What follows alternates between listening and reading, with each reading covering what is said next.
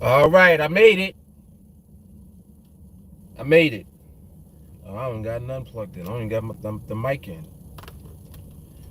All right, let's get going.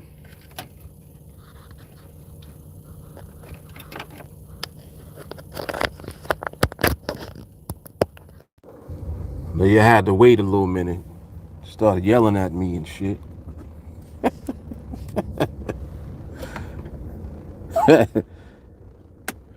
Adele over there yelling at me, talking about why I ain't live yet. All right, we should be good to go.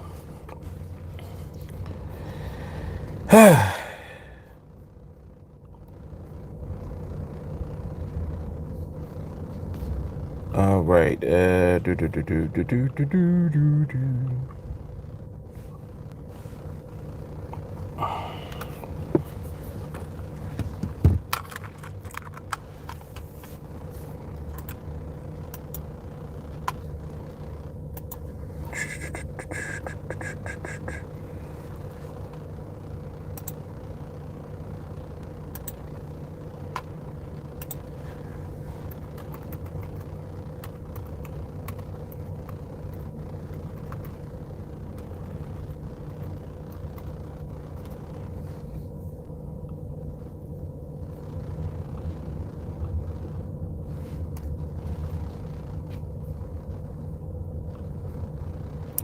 All right.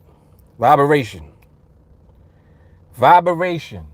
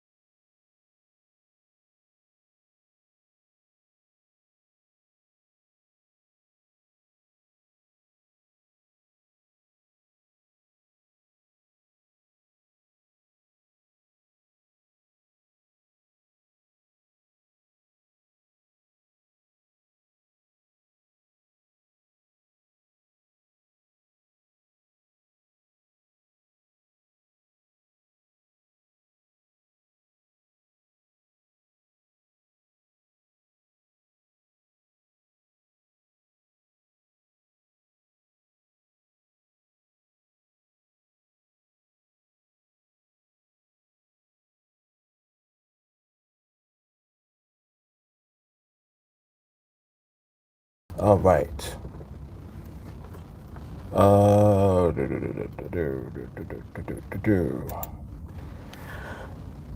Market not really doing much at the moment. We got a hard topic. I need to share one more place. Where is it? There we go.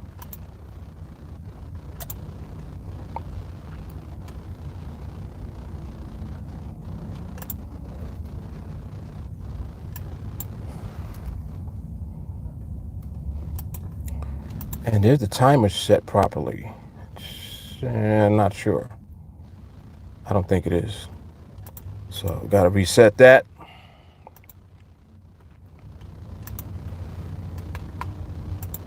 And let me come over to the chat. See what y'all talking about. All right.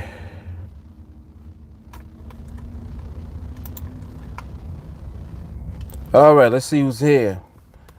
Jelani's in the building. Rich is in the building. Melanie's in the building. J. Carly.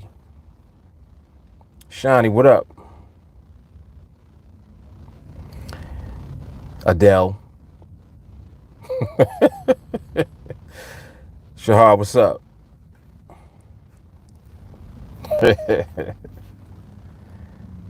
Where's Walk at? I don't see him yet.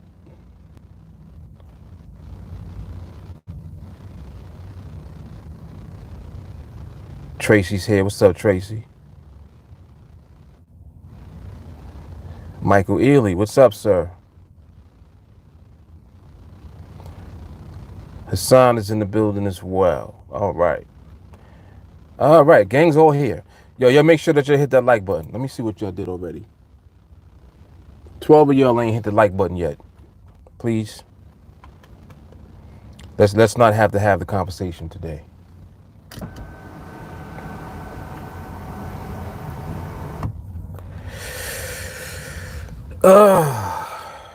Yeah, man. Damn shame, Jelani.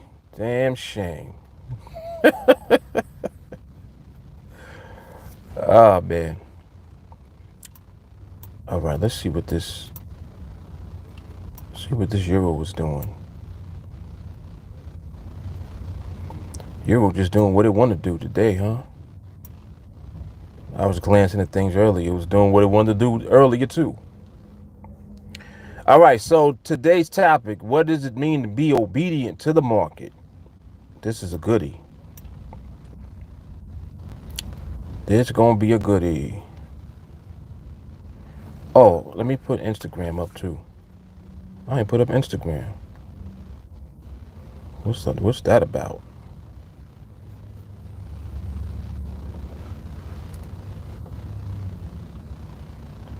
It'll be fly. You was my B-U-D-D-Y. Yeah, that song is fire. That song is hot. Smoking. Classic. This euro look good right here. This looking like MRMH a little bit. Or might be doing too much. Let me see. And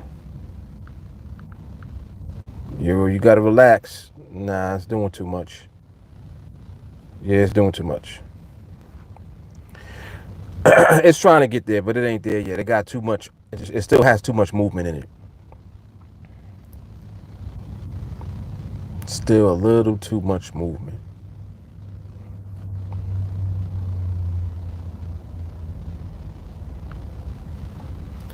Ow, ow, ow, ow.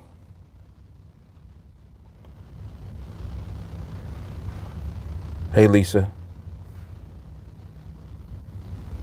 Oh, wait. That ain't what I was meant to do. There we go.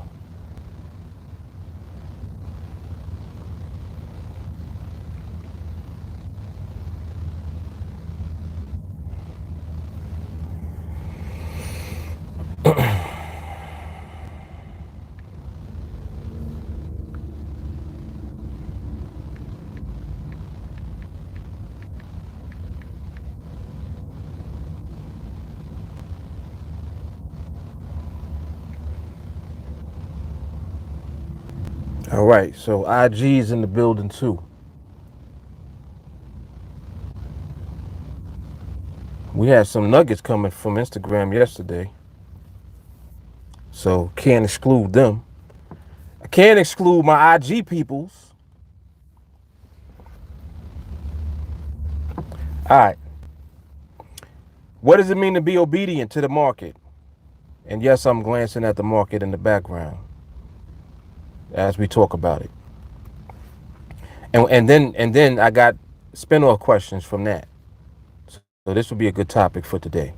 This is a good trading industry topic, because you got to be within the trading world to even know what this means. Being obedient to the market, like what do that mean? What do that even mean? And why is it important? What's happening, Winston? So what does it mean to be obedient to the market? All right, so we're gonna jump right into it. Ooh, there we go. Winston said the market is king. That's why. That's why. That's why we want to be obedient. No doubt. Not you, not me. Let's go. Rich said it means never doing anything that you want to do in the market. Bingo. Let the market decide. Bingo. Now, the reason that this is a good topic is because we talk like this, right? So people will probably, not even probably, they do already. That's how I know that these questions come up. What people ask is, let the market decide what? What are we letting the market decide? And that's a fair question. There's too much light coming over here. Right there's good. Let the market decide what? Rich said being obedient to the market means to take what the market gives and bounce the hell up out of there. Live to fight another day. Indeed. I think that there has to be context for what we're talking about right now. For people that may not necessarily know what it even means, like what the question even means. Like, what does that even mean? Like, what you mean obedient to the market? And the reason that this is so powerful is because asking that question is going to help people on the outside looking in, or just people less educated or even uneducated about the market, begin to have an idea of what the market really is about. Just the question is actually prompting a person to become more educated. Because when you say obedient to the market, a person is asking now, why would I want to be obedient to the market? It's like, why? Why should I be obedient to the market? So it causes you to begin to actually think. It stirs up your brain juice. Now you got to think, because you're asking, what does that even mean? And this is where we can go into the value. So the market is what is the most important thing when it comes to trading. What people assume or have a misconception of is that when it comes to trading, the strategy is the most important thing, right? So they don't even think about the market. They're thinking about the strategy that you use on the market, right? This is how everybody thinks, like just in general. As soon as you hear about trading or investing, you're like, yeah, I need a good strategy. When the strategy in actuality is actually disrespectful to the market. Oh man, I don't know where this is headed, but it's headed somewhere. Y'all just heard what I just said? A strategy is disrespectful to the market. All right, we got spray up real quick. I need a spray after that. Whoa. All right, let me come in the comments because I'm going somewhere with that, but I'm gonna come back to it. Ernest, none of us can let the market do anything. Market will do whatever it wants, whenever, however it wants to do. Hard. Hard. He says, like saying you'll let your moms do something when you're living under her roof. Right. That's how you get choked to death. 100% facts. Good shit, Ernest. That's good. Rich said, your training will allow you to translate the market, which will give you the insight to know what the market decides in regards to you receiving a trade or not. TA awesomeness. Melanie said, I like when you say to be submissive instead of obedient.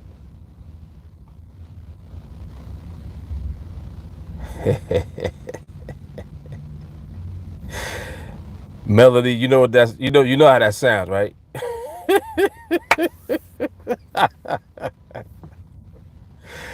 She said, I like when you say submissive. All right. we could go with either one. However you want to say it. We gonna say it however you want to say it. Rich said, if you're ever gonna use that S word, it should be in regards to knowing the why. Yes. I knew somebody was gonna pause.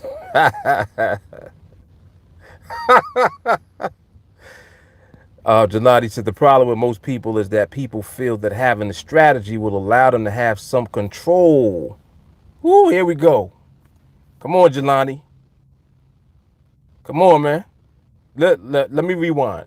The problem with most people is that people feel having a strategy allows them to have control or domination over the market. How dare you? How dare you? And when it backfires, they blame the market instead of themselves.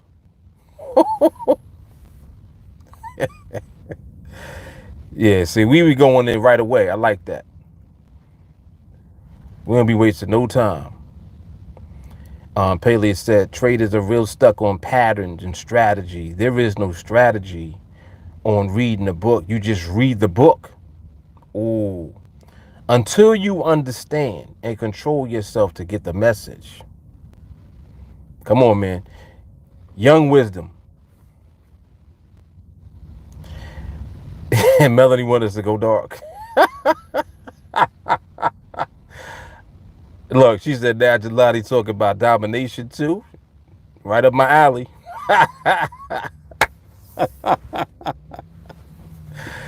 Oh, shit. Talk your shit, Melanie. That's right. Talk your shit. She's like, I loved all these words. These words are great. Oh, man. Rich said, you release all control and enter the luck zone with the strategy. Ooh, which brings me to a post that I put up on Facebook that actually has some interaction. It's so funny. It's so crazy because I just mentioned this to Jay Carly earlier. I was like, I'm gonna read that post on the live, and Rich just brought it up with the luck word. But I'm gonna read something to you. I want your feedback. It was actually very good. Let me plug this laptop in. This shit about to die.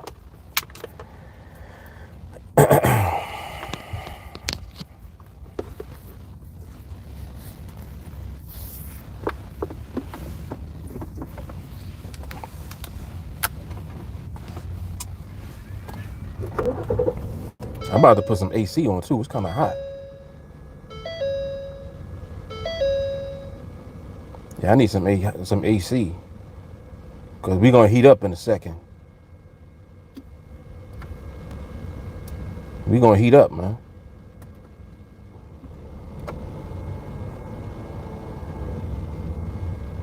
Yeah, we about to heat up.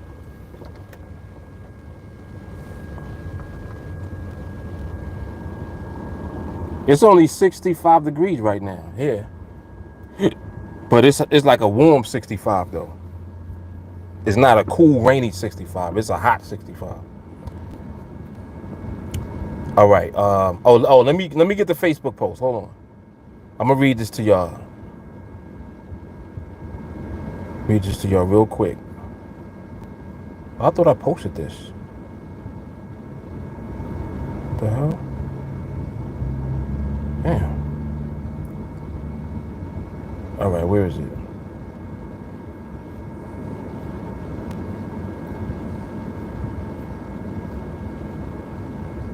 All right. So some of y'all might have seen the post, but I'm gonna go through the engagement on the post, right? So the post was luck is the word that losers use, right? So someone said, please, if you could elaborate, luck is just a stroke of 50-50 of success or failure. It's not a loser.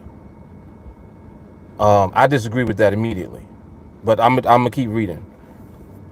He said, there are many, if not all people who bank on luck, chance, in everyday life, whether they call it that or not. Would you lean more towards success if you enter into situations that require skill, strategies, or learning? He said, yes, a loser is just a loser for that moment. And then he uses an actual experience. He says, I can recall a time when I was working on a project with a partner. During that time, my partner made a mistake and I lost a portion of my finger. He says, however, I was lucky enough not to lose all of my fingers because I could have if I did not stay vigilant. He says, I've also seen cases where people were not so lucky. So how do you equate luck to being a loser or loser's language? That was the reply to the post. Okay.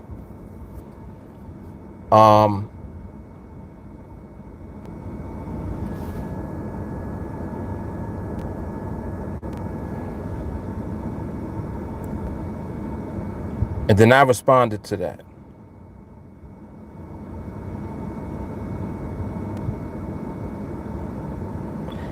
J. Carl, you think I should read the response first, or y'all give me feedback first about what he just said? What you think? I'll let you decide.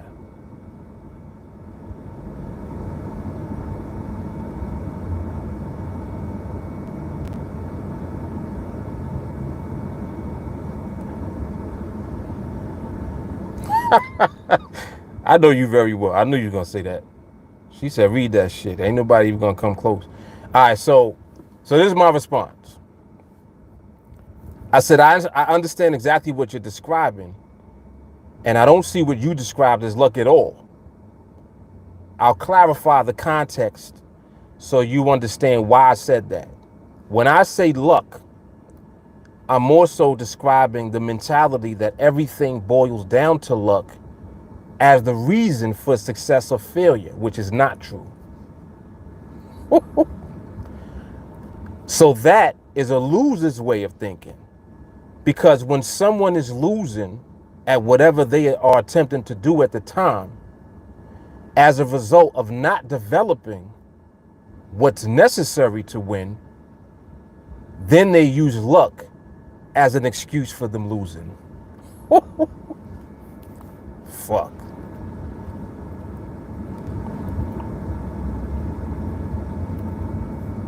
Thank you. Good night. That's hard. It's hard. It's hard to negate that right there. You like, that's hard.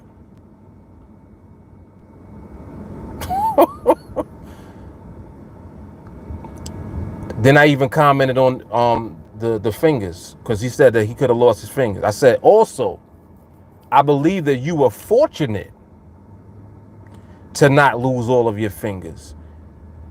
We know anything we experience always could have been worse, but that has nothing to do with luck.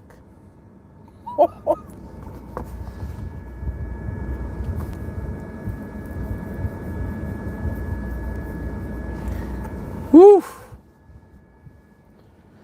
Oh man, the vibe be hit me sometimes, man.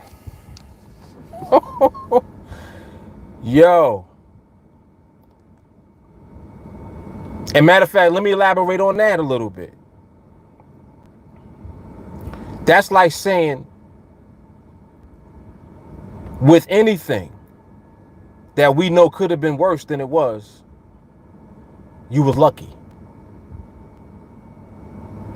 That ain't luck. That has nothing to do with luck. If you know, with any situation that takes place that's bad, it could have been worse than it was. So if that's the case, then everything is luck. Right? And we know that that's not true. Nah, man. Nope. Yeah, that was good shit. Ernest said, fuck luck. Oh, man. Jelani said, checkmate. Yo, Ernest said, give your child luck and throw him in the lake. Let's see how that works out.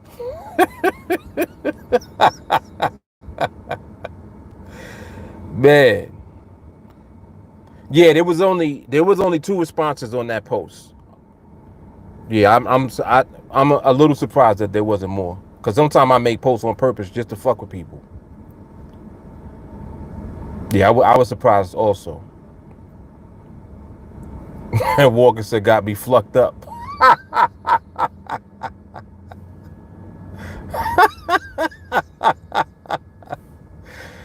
Yo, Walker's crazy. Happy birthday, Walker. You know who else's birthday is today? Coincidentally? Your man's in them. Facebook. Mr. Facebook. Think his birthday is today also. Luck and hope will get you nothing but trouble. Rich said, luck or a life ring. Luck or a life ring. He said, if you were lucky, I guess the situation would have never happened. Right. Ooh. Ooh. Took it there. All right, yeah. So anyway, so that was that post. I definitely had wanted to bring that up because that was good. That was a good little dialogue right there.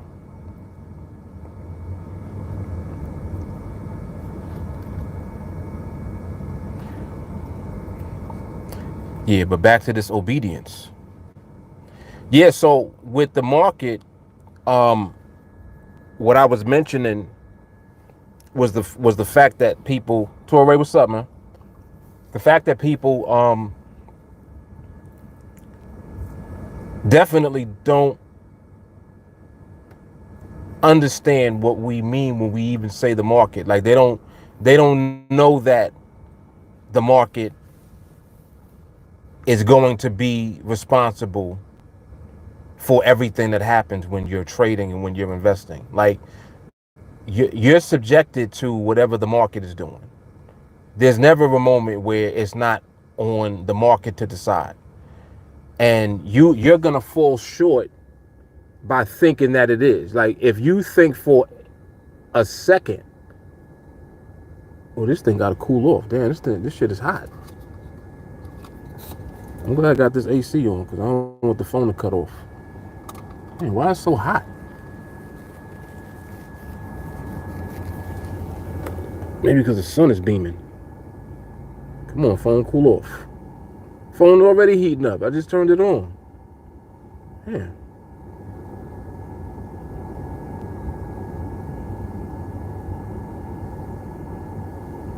I know what I'm gonna do. Let me take this out. All right, see if that helps. This phone is hot, man.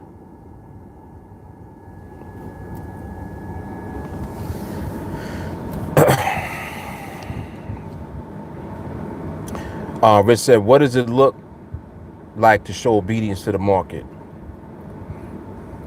He said that phone got bad luck. Yeah, let me talk about my phone, man. This phone been holding me down for years. I'm gonna have this phone till the shit die, for real. But yeah, that's a good one. What does it look like to show obedience to the market? Definitely. We're going to talk about that. Lisa said trying to control the market is like trying to control all the oceans in the world. Yep.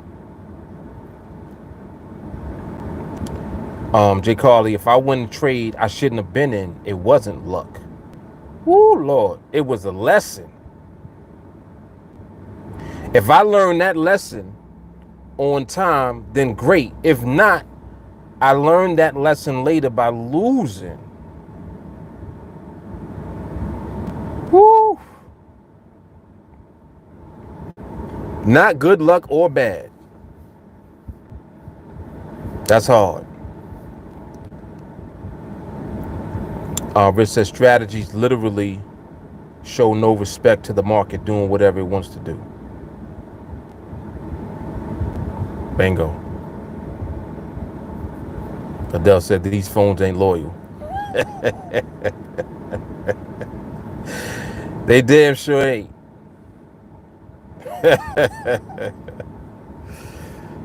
Oh shit. Yeah, but that's good though. Like that's a very good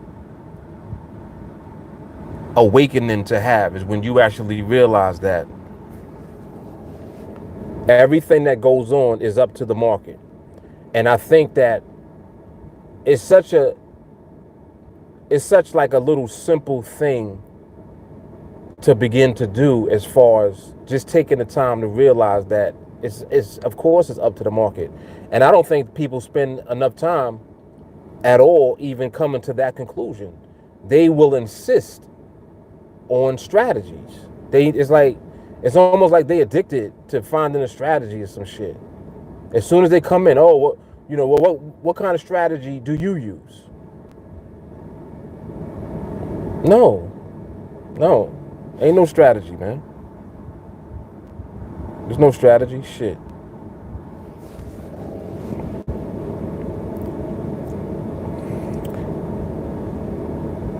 Rich says, so we declaring luck don't exist. Yep.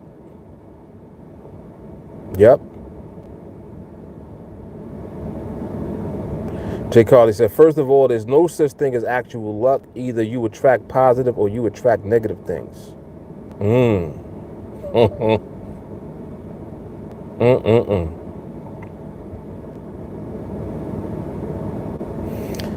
It's interesting that luck is the word. It's so funny because exactly what my post said is that luck is a word that losers use. And I don't think that people, maybe people didn't catch that right away from that post.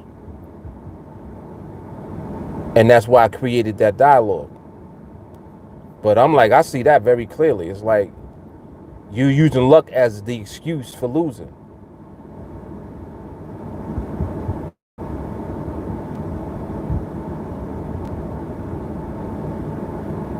And you really use bad luck as an excuse for losing. Like people will say, yeah, I just had, I got bad luck, man. I keep losing. Well, maybe you continuously losing is not necessarily bad luck. Maybe it has something to do with what you're doing or not doing. If you're losing in a game where other people are winning, take a look and see what the people that are winning are doing. I guarantee you whatever you're doing ain't that. It's obvious. Whatever you're doing is not what the winners are doing. So if you want to stop losing, you got to stop doing what you're doing. That's the first step. And that's what it be too a lot of times. They don't want to stop doing it. They want to insist that it's supposed to work for them. Well, when I do, He told me this strategy wins 8 out of 10. Yeah, but you keep losing the 2 out of 10 over and over. Them 2 out of 10 losses, they all 100% yours. You finding them. You finding the 2 losers over and over again. Yeah, no man.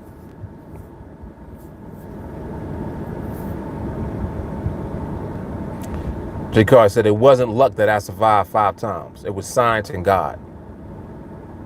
Hello. Yeah, only the vibe is gonna just keep you alive. Oh, that's hard. Only the vibe is gonna keep you alive?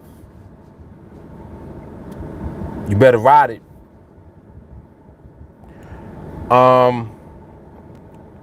Jay Carly, luck is for wishful and hopeful people. Those people also believe in fairy tales and romantic comedies. Melanie, if 2 people are walking down the road, one gets hit by a car, is that luck or fate? Melanie, in that example, I would say that it has more to do with the timing of when you guys were walking down that road. And whatever happens to us is fate. Fate doesn't mean that you knew that it was going to happen. Fate is what happens. It's like your fate is whatever happens to you. Now, you knowing ahead of time that it was going to happen is a gray area, because it's like if you knew beforehand that on this day this would happen to you, would you do everything to avoid being present or being in that place at that moment of time if you knew in advance that something was going to happen to you at that point in time? It's like, would you do something else to not be there in that moment? So then the question that people will ask when it comes to fate, they'll say, well, nah, if it's your fate, it don't matter. You can't avoid it. So it's like, fate means you can't avoid it. So then therefore everything that happens to you is fate. Because whatever happened to you, you couldn't avoid at the time. The same way that you'll dodge a bullet. In other words, the same way you'll avoid something happening to you is also fate. Because it not happening to you is still fate. That was your fate. So if something happens or don't happen, it's your fate. Fate just simply means whatever happened to you. Now, that brings us to, well, can we avoid shit from can we do things to prevent things from happening to us? And the answer is, of course we can. 100%. Does that guarantee that something won't happen to you? No. Nope. When you alive, the only guarantee is that one day you'll die. That's a guarantee. If you are alive right now, I guarantee you one day you won't be here. Guaranteed. So, in the meantime, while we're here, the time that we spend here is based on a number of different things. And I believe that energy and positivity keeps you alive longer. Come on, y'all gotta stay with me on this. I didn't say energy and positivity is guaranteed to keep you alive forever. I didn't say that. I believe positivity will keep you alive longer than you would have been alive had you not been positive. So it's just like having a positive outlook and seeing the glass half full all the time. If you remain positive, you are more likely to stay alive longer, because that's what life is. Life is the positive charge.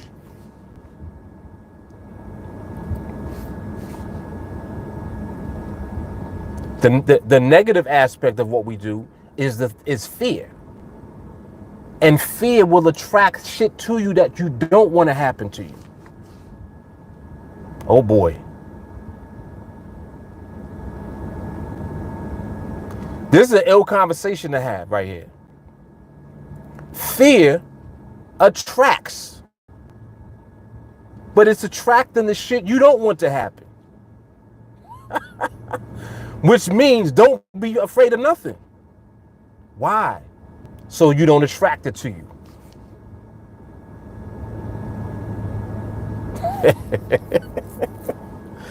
Oh shit. This shit is crazy, man. This shit is crazy.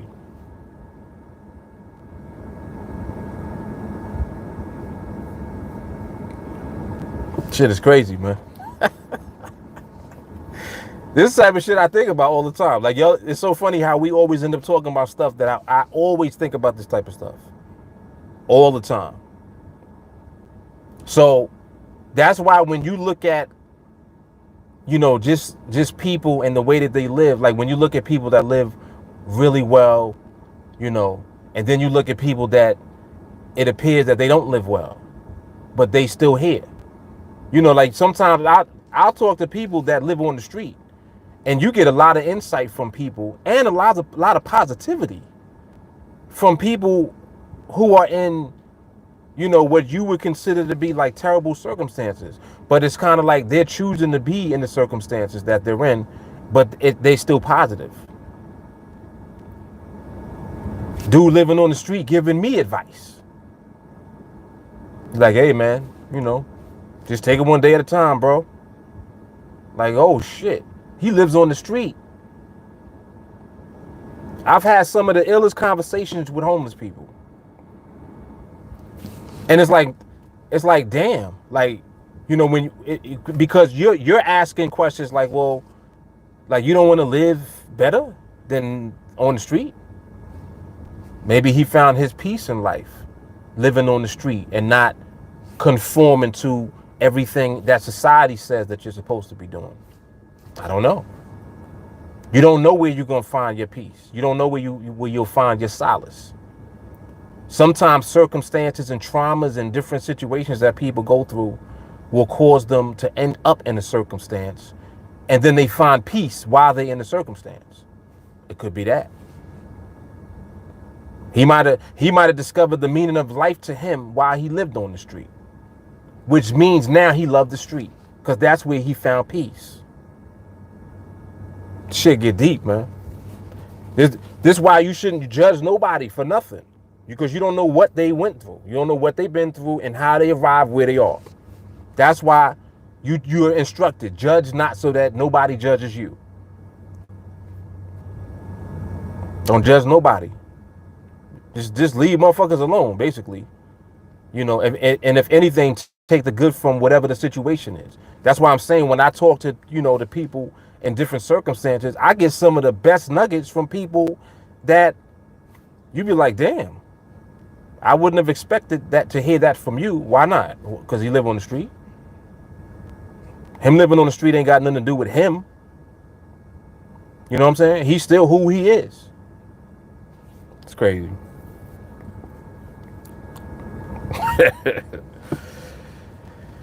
It's crazy.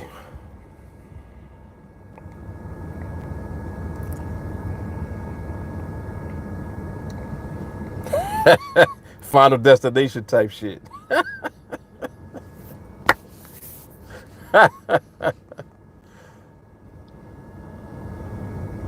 And now that's interesting. What J. Carr said, they would have died if they were at home too. Ooh, that goes real deep right there. That goes even deeper. When it's your time, it's your time.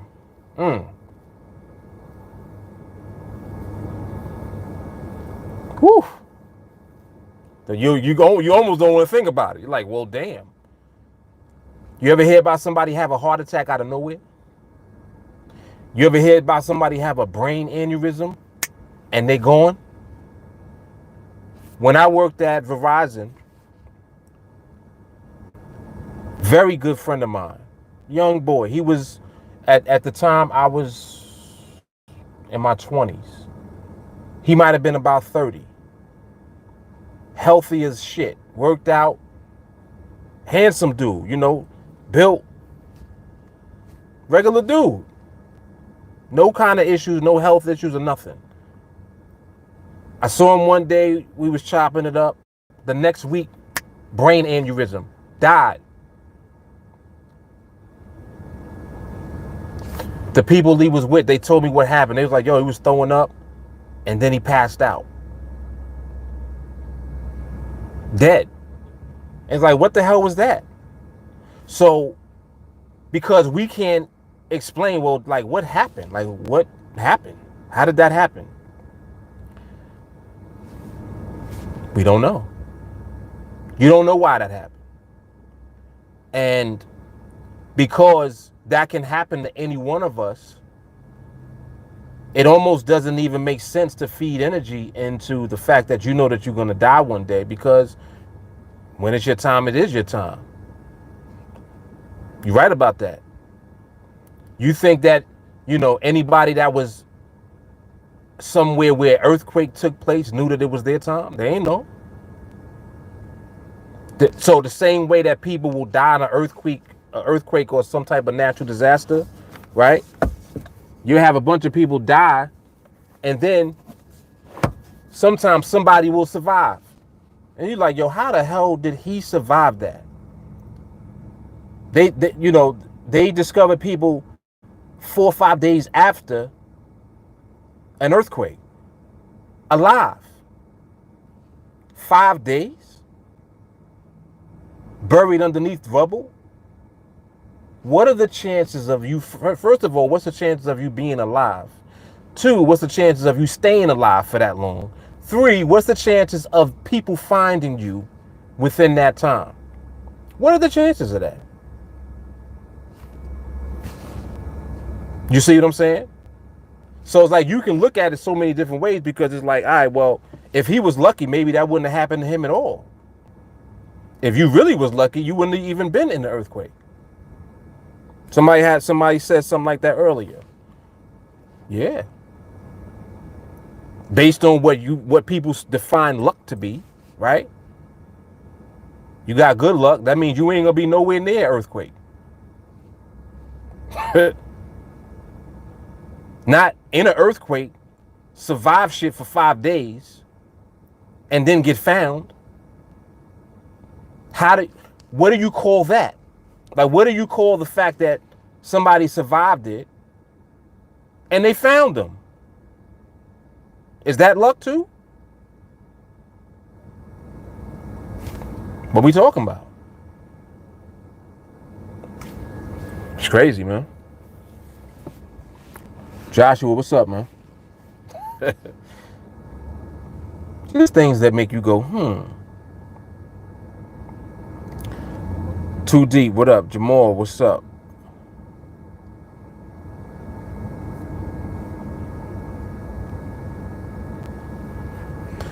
Shawnee said he had a friend die of a brain aneurysm, mad young, out of nowhere. He was in tremendous shape, played D3 college ball. Here one day, home the next, so I could relate.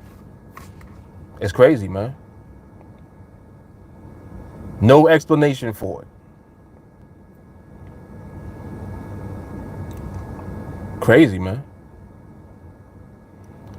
Then you got motherfuckers that been smoking their whole life, never had lung cancer.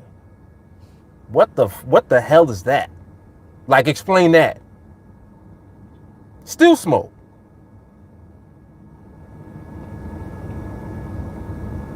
Right now, there's a man I know, he's like 85.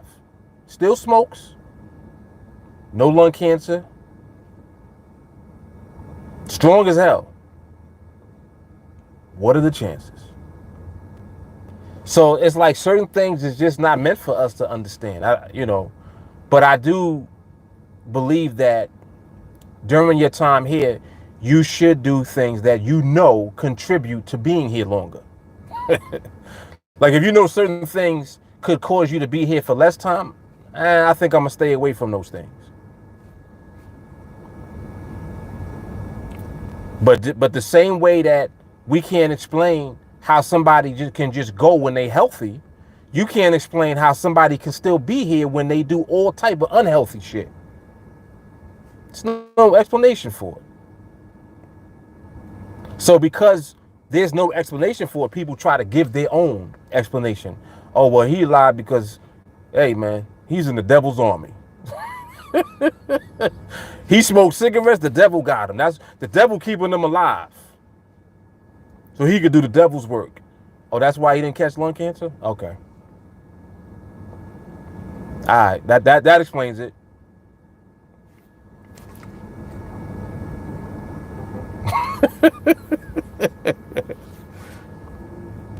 It's crazy. So, I mean, you know, like this is just interesting stuff to think about because the more that you think about it, you like, you know what? I'm going to just live my best life and keep it moving because tomorrow's not promised. And it's like, you know, all these cliche things that we say all the time is true. Tomorrow's not promised. There's no guarantee. But and at the same time, I do expect to wake up. Why? Because I don't know. I'm just positive like that. I just believe I'll wake up tomorrow and I'll be thankful for waking up. I just believe that. So it's kind of like you are free to believe and to do whatever you want to do. Some things that we can do in life have scientifically been proven to work. So when you like think of things from the scientific perspective, it's like, all right, well, if everybody did that, yeah, then that would work for them. Because science has proven that it has worked. So you have examples of that, of course. It's just like, you know, that if you eat better and work out, you're going to be more likely to be fit and in shape. You will probably have less issues. You know, your circulation will be better. Your heart rate will be better. The chances of you getting heart disease or all type of other shit is less. There's no guarantee, but you decrease the chances by working out and eating right. Same way how somebody go vegan and get sick. How do you get sick from eating better? Tomorrow's not promised. You understand what I'm saying? So, come on, man. He said, when do you go to sleep? Yeah, shut my eyes for a few minutes, right? Man. Ernest said, I had that happen to me. I was in Houston for work, threw up out of nowhere, room spinning, called the hotel front desk to get me an ambulance. It was stress from work. Wow.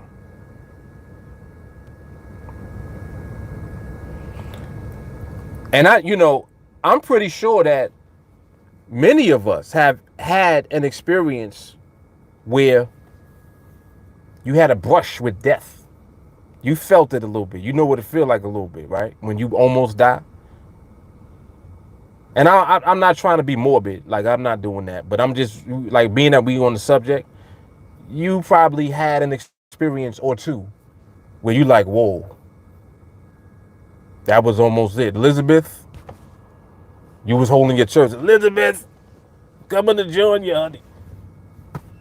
You might have had a brush or two with death before. And when you have that brush, it makes you appreciate life a lot more. Most of the time, for most people.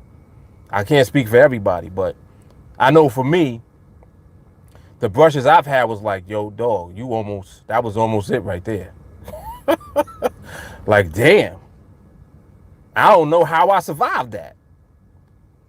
So it's like situations like that too. Like, I've been in situations where it was like, I don't even know how it didn't happen to me. You know what I'm saying? Crazy. I remember one time when I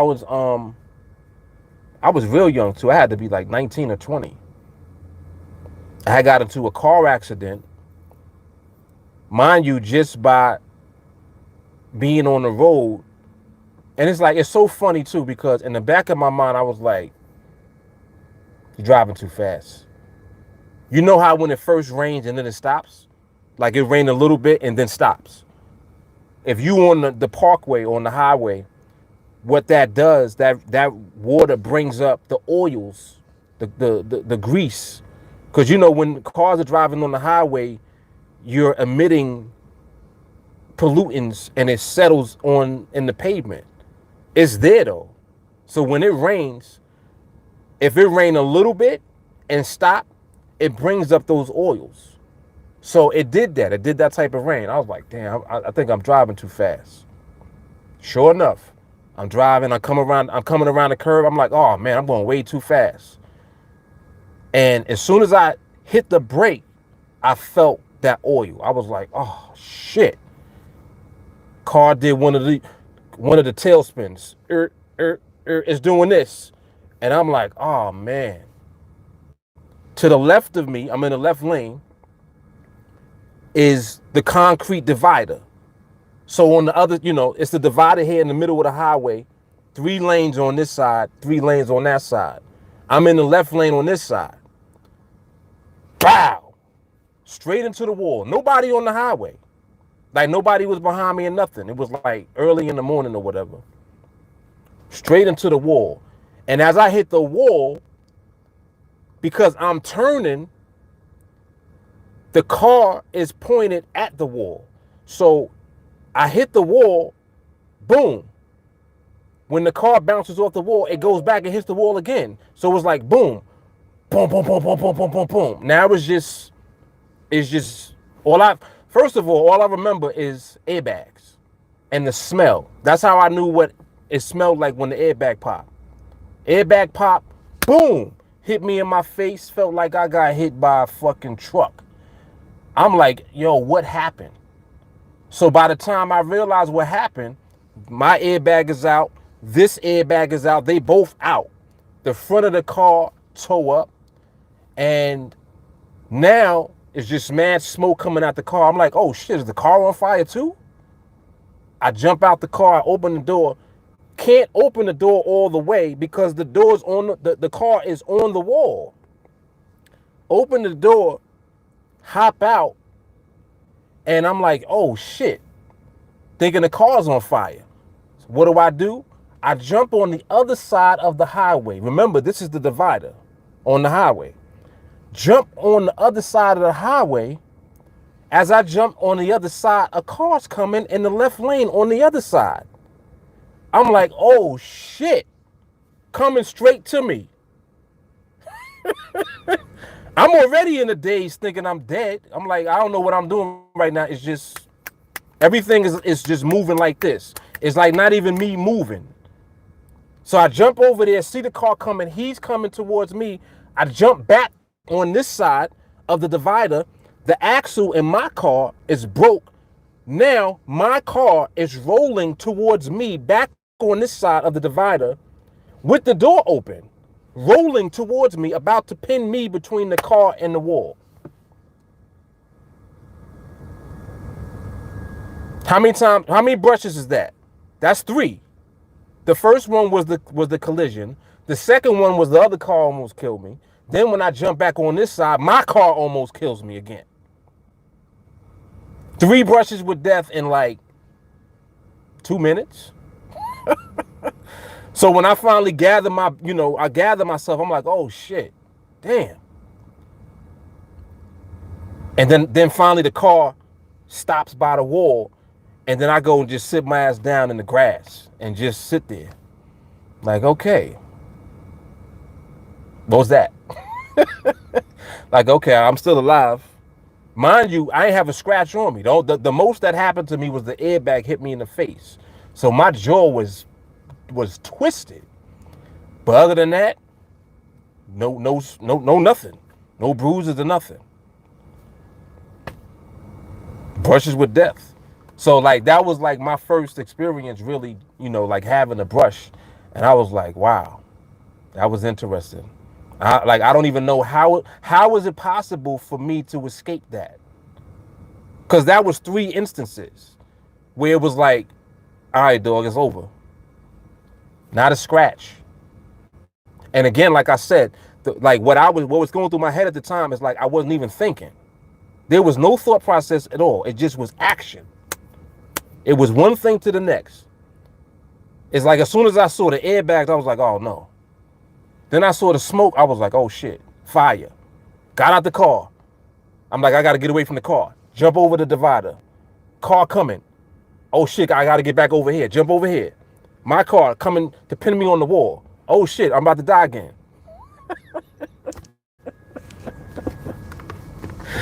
Yo.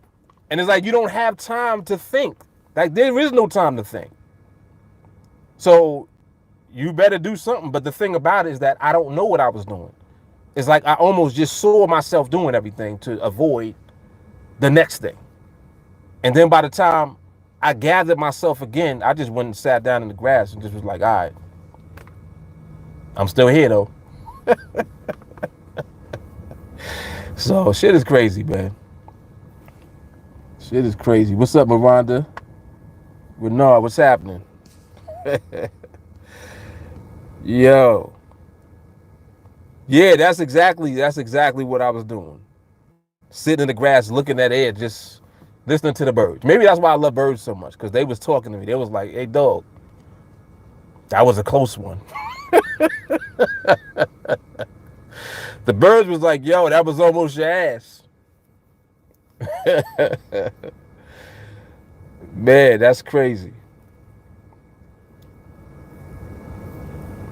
Yeah, man.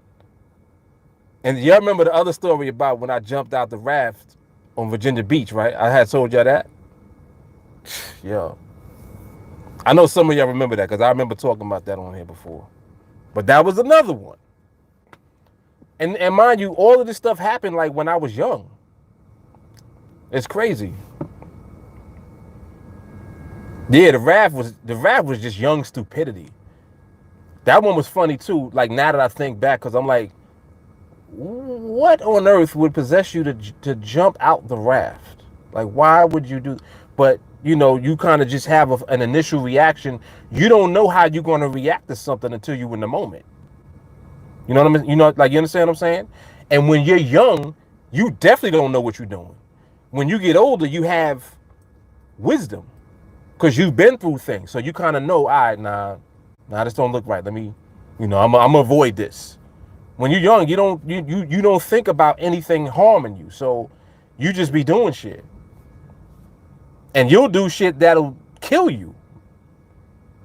But you don't know that. You're young and dumb. You're inexperienced. You don't know anything. And at the same time, you're going to have an emotional reaction and you don't know what it's going to be. It's just like how your mother will ask you, well, why would you do that? And you'd be like, I don't know. The same reason we just did anything stupid as kids. You really don't know why you did it. It's just what you did at the time. Yep, it's crazy. Yeah, that's what it was. That's what it was. Yeah, I was and it's so funny, like the thoughts that I had, because you couldn't tell me like I wasn't on like Paradise Island when I was on that raft. I'm on the raft, lean back. I'm like, man, all I need is a drink with an umbrella in it. I'm a kid. I was like maybe 13 or 14, so I just always remember that from movies and like from what was that show that used to come on? Fantasy Island. The plane. I always had like just thoughts in my head of having a drink with the umbrella in it. So this is me in the raft. I'm thinking like that. So I'm like, oh, this is the good life. Yeah, I'm in the raft. So I doze off, go to sleep, but you on a raft on the beach. A raft. So the beach, there's only but so much that's gonna happen as far as how you moving. The tide is taking you, like you going out. I didn't have no paddles or nothing. It just was me on the raft. I'm lean back, take a nap. Next thing you know, I wake up. I'm like, oh, that something feel good. I look up, and when I look up, I look at where the hotels are, because you know how Virginia Beach is set up with all the hotels. That's where we was at the time. I'm looking at the hotels. The hotels is this big. The hotels is little as hell. And I'm like, oh. So I'm realizing, I'm like, I ain't on the beach no more. I'm out in the ocean. The fuck? For whatever reason, I jump out the raft and I do not feel the bottom. Straight down. And I'm like, oh boy, here we go again. Here we go again. So I'm like, oh shit, there's no bottom. Then when I come back up to the surface, now I'm doggy paddling, and I'm looking, I'm like, oh shit, now the raft is all the way over there. So the raft is all the way down there now. It gotta be at least, what's the distance from here to there? So 1, 2, 3, 4, 5. So like 6 car lengths away. The raft is that far now. So it's either I'm trying to swim to the raft or I'm trying to swim back to land. But I'm looking at the land, the hotels is this big. So just think about how far out you gotta be for everything to be this big when you're looking. That's you out there now. So I'm like, yo, this is it. This is it. I'm doggy paddling for dear life. I'm like, oh, shit. And I'm getting tired. I'm tired. My arms, all of this shit is sore. But I did that long enough. And this lady that was pregnant, I'll never forget, she was pregnant and she saw me. Because she saw the raft and then she didn't see me in the raft no more. Then I see her looking and she's looking and then she saw me. And so she's like trying to get attention from people, or whatever. This kid that was younger than me, this dude, and I saw him. I saw everything, literally. Because what else am I doing other than just looking at everything before I go under the water again? He jumps in the damn water like a fucking synchronized swimmer and swims to me. He's like, yo, you all right? I'm like, I am now. Let's go. Shit. So, and it's like, I knew how to swim, but when you are scared like that, it's like you forgetting about everything. You like, oh man, like you scared. So you kind of freeze up. So I was like in one of those moments. But that was crazy, man. That was an ill experience right there. Yes, Michael Phelps Jr. Yo, that's just how he jumped in the water. Yo, that was crazy, man. Ronnie, what's good, man? Miranda said float. Crazy.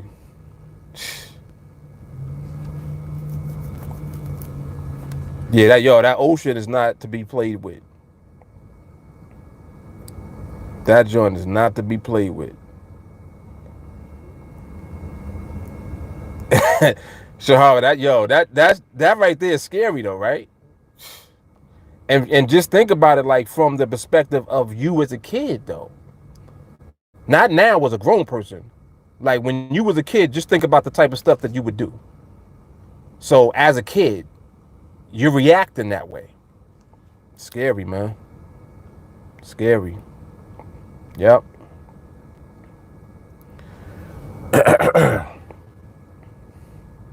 Paley said, were you crying? Nah, I didn't have, there was no time to cry. Shit. When I got back on that land, I wasn't crying. You kidding me? I was laughing my ass off. I was like, I'm alive. I made it. I was like, mama, I made it.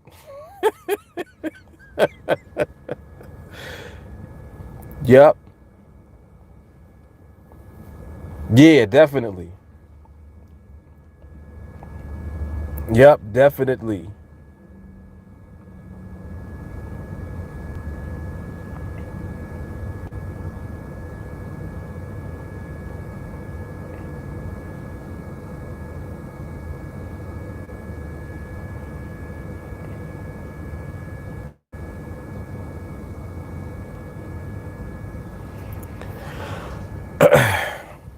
Yeah, I had kind of like I had taught myself to swim. I taught myself to swim, like just looking at other kids swimming. And I learned to swim in the pool though. I ain't learned to swim in the ocean. It's different when you in that ocean and you feel when you feel the current and you feel how powerful it is. It's scary, man. That shit is crazy. It's crazy. Them waves, them joints is big, man. And it, it's like you feel your body moving with the wave. Like you doing this the whole time. Cause it's waves. So as the waves are moving, your body movement, if you are afloat, you moving with the wave. This shit is scary as hell. Like this thing, it's like being on a ride.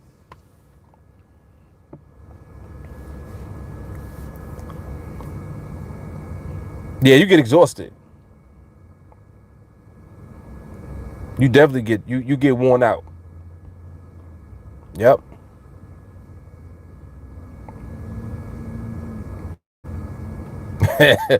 You stick to the lakes and pools that you used to.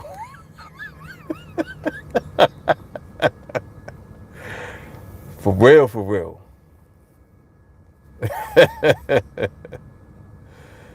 Man. Yeah, I believe so, Peleus. Yep. He was like, nah, you leave the framework. I'm gonna keep him alive.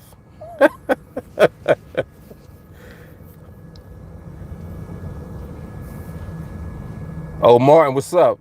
All right, you figured out what happened? So what happened? They gave you your money back? But what was that even all about though?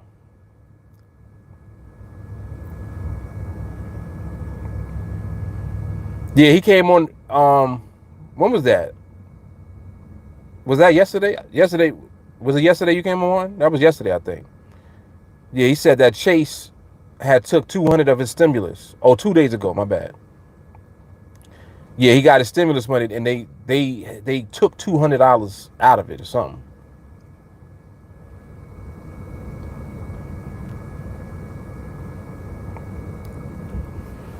But they straightened it out. So what they say happened though? It was a glitch?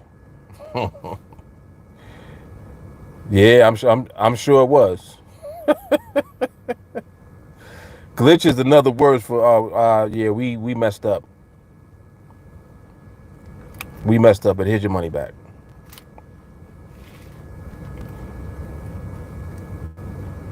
Yeah, that was crazy.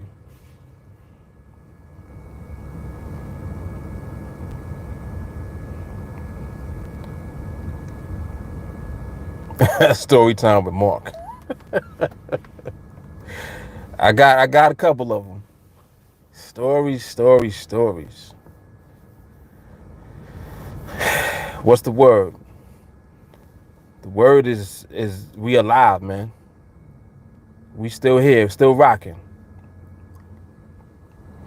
So, Mark, what you gonna do with your stimulus money?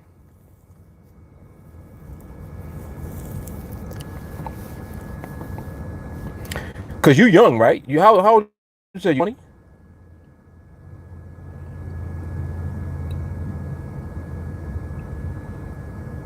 21. He's like, I'm 21. What you think I'm gonna do? I'm on the way to the store right now.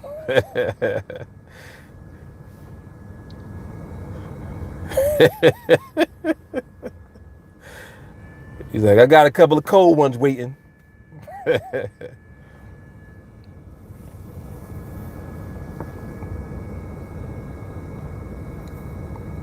Take a pick, I'm going. Oh man.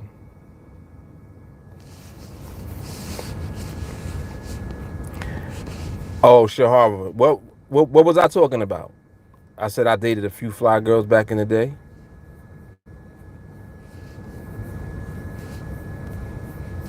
Yeah, I was talking about that. I must have been if you brought it up. Anybody in particular or just in general?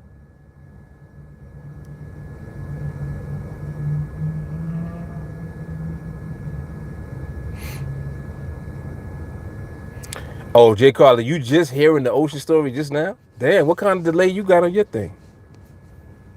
That was like 5 minutes ago. Damn.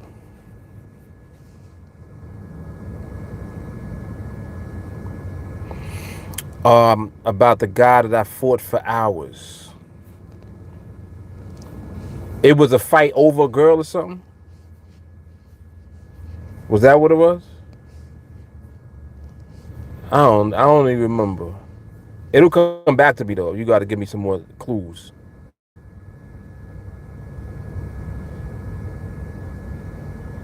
We started wrestling.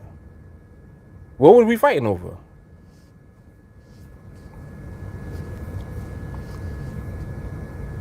Oh, I know what y'all talking about now. The prom?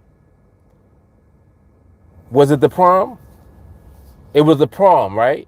And I was dancing with this girl at the prom. That one? Yo, y'all remember that? Damn. I must have told mad stories on here. I don't even remember that. Oh, snap. Yeah, he was my man after that. Yes, yes.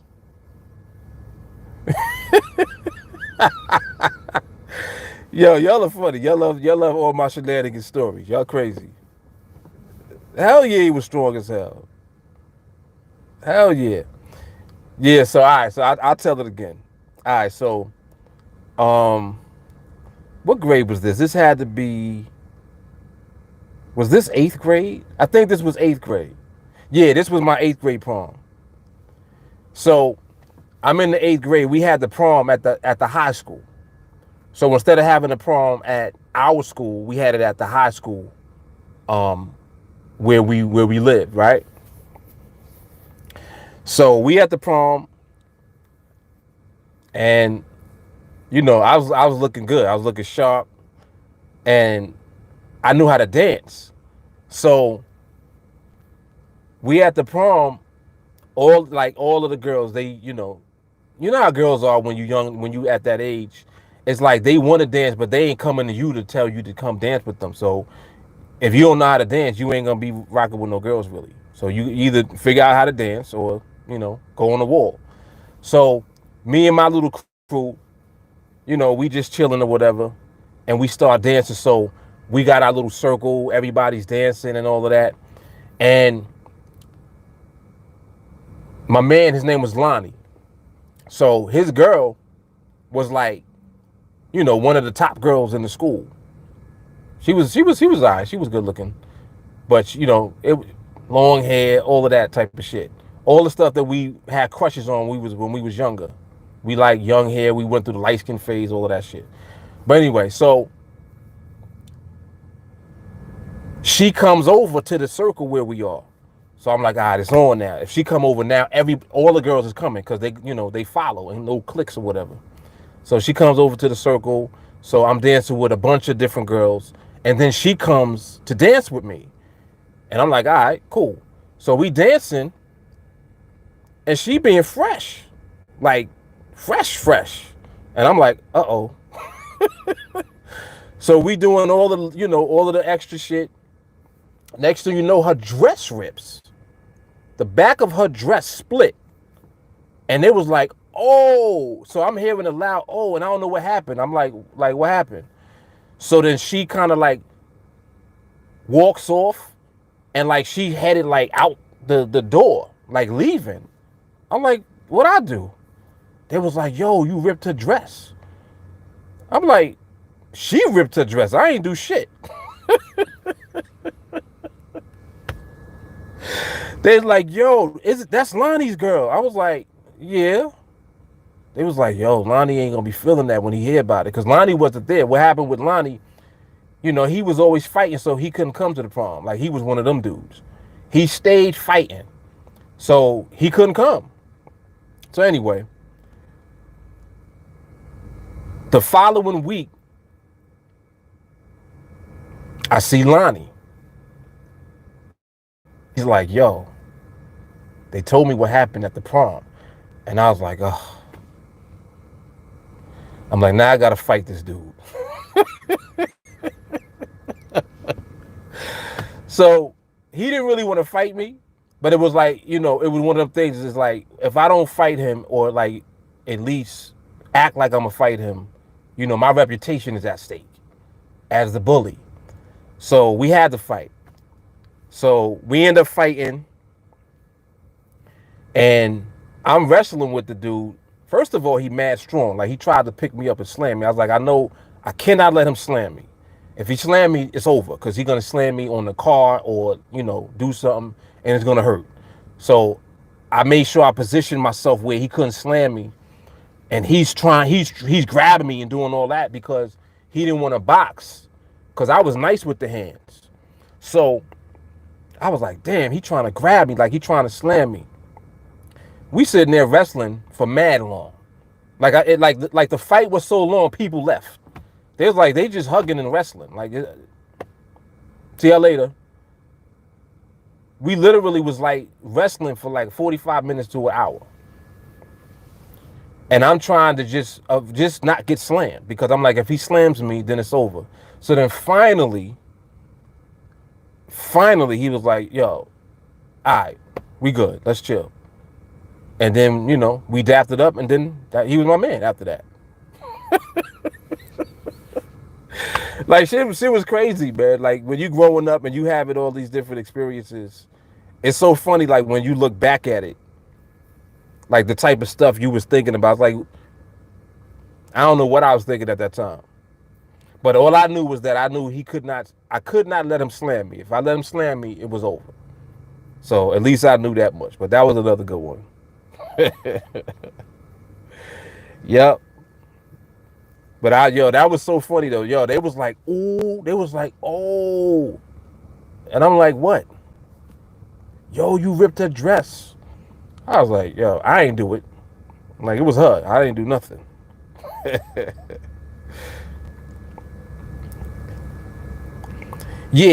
At first he was. At first he was like, he didn't want to hurt me. But he knew I could fight. He knew not to let me hit him. He knew that much. He was like, nah, this little dude hit me. You know, he might catch me. So that's why he went for the grabbing and all of that. Because he knew, at least if he could grab me up, that I wouldn't be able to box him. But yeah, it was kind of, it was more like big brother, little brother type of stuff. Because he was big. This dude was big. He was big and muscular and strong as hell. I was like, nah, you ain't slamming me though. I was like, I ain't gonna be the one. Nope. Yeah, but that was interesting. Orange juice, what's up? Indigo, still trading binary. Yes, sir. Of course. Indigo, what do you trade? Do you trade? Indigo's on Instagram right now.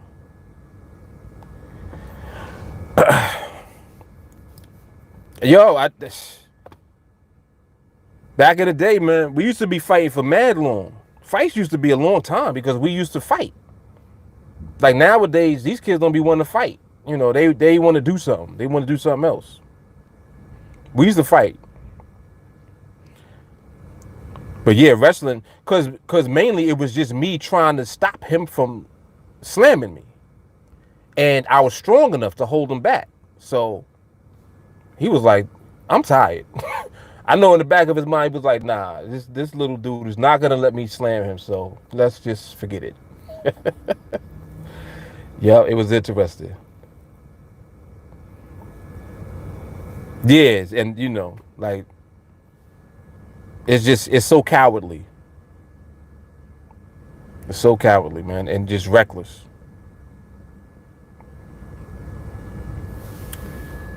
Indigo, you trading Forex. Okay. How you doing in Forex?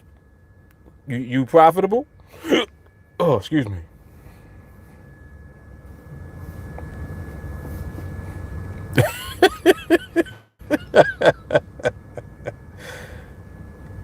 Ernest said, wrestling for 45 minutes is neither submissive nor dominatrix. Oh, snap. What's up, Stacy? Yeah, I kid you not. We wrestled so long, people left. because you know how everybody congregates around a fight. It was a crowd at first. We was there so long. We was like, why are we still here? Like, I'm like, why are we still wrestling? Like, what are we doing this for? He was like, all right. He's like, you want to stop? I was like, yeah. He was like, all right, let's stop.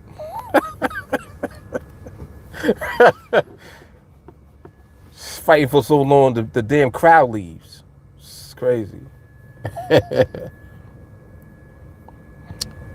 Indigo said, doing good, starting to be more consistent. Been doing it for like 2 years, mostly studying. Okay, cool. Now that I've learned more about risk management, I've been more profitable. Okay. You doing it full time or no? You doing it part time? Like, are you doing it well enough to be full time?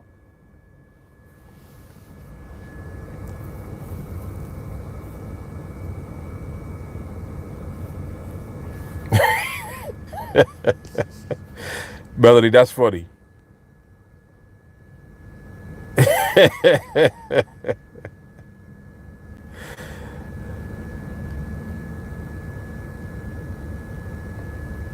That is hilarious. She said, went on so long, people be thinking they need a private moment. Oh, shit.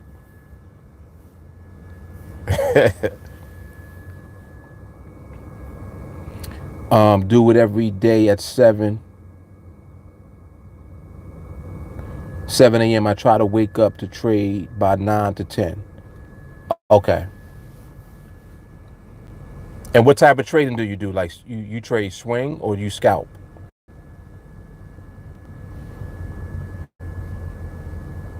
Said you really have to be waking up to be profitable. Yeah, that's a lot, man. It's a lot. From the sound of it, it seemed like you wait, for yeah, but that time because you like how the market looks at that time. It seemed like you like to trade in volatility, if I had to guess.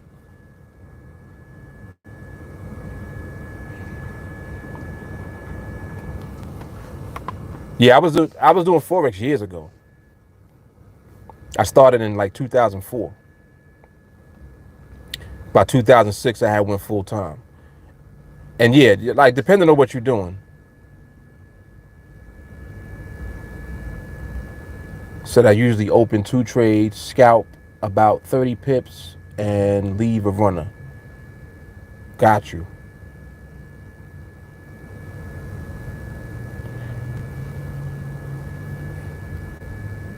Try to get a 4-to-1 or 5-to-1 risk reward. Got you.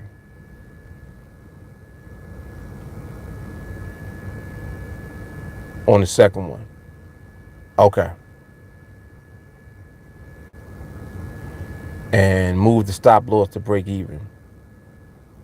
Got you. So you trail your stop and all of that type of stuff. Yeah, one of the things that like trailing does. Yeah, trailing is like I understand the purpose of trailing, but one of the things that when I was in Forex, I realized after a while, it's like if you trail your stop, you almost sabotage the trade, like because sometimes it'll move and your stop will get taken out and the trade still hit your profit target. It doesn't always do that. Sometimes you trail the stop and you feel good because you're like, yeah, I could have still been in this. So yeah, I definitely understand why.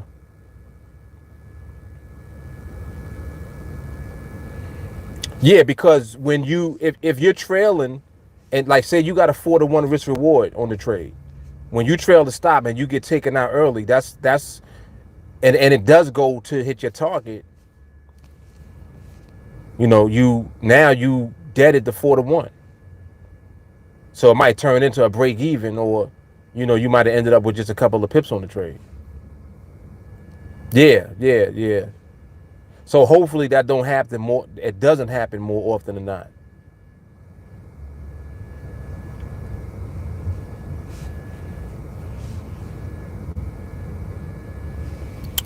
Trying to get back into binary now that I'm more aware with it.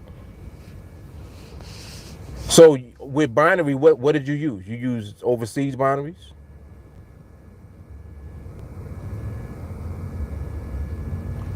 He said that's why it's good to let it break even. Pay yourself with the first trade. 30 pips a day is good. Yeah. Yeah, so I understand what you're saying.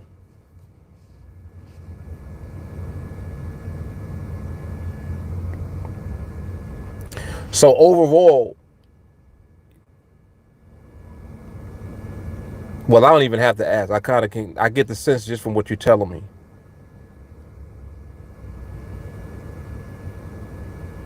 Okay, so you did use NADEX. NADEX would only trade until my 500 got blown out because I didn't know much before. Got you. Makes sense. Yeah, you get an account blown out. Yeah. Said that was when this was when I first started following you. How long have you been following? Hey Shaka, what's up? 3 years? Oh shit. Damn.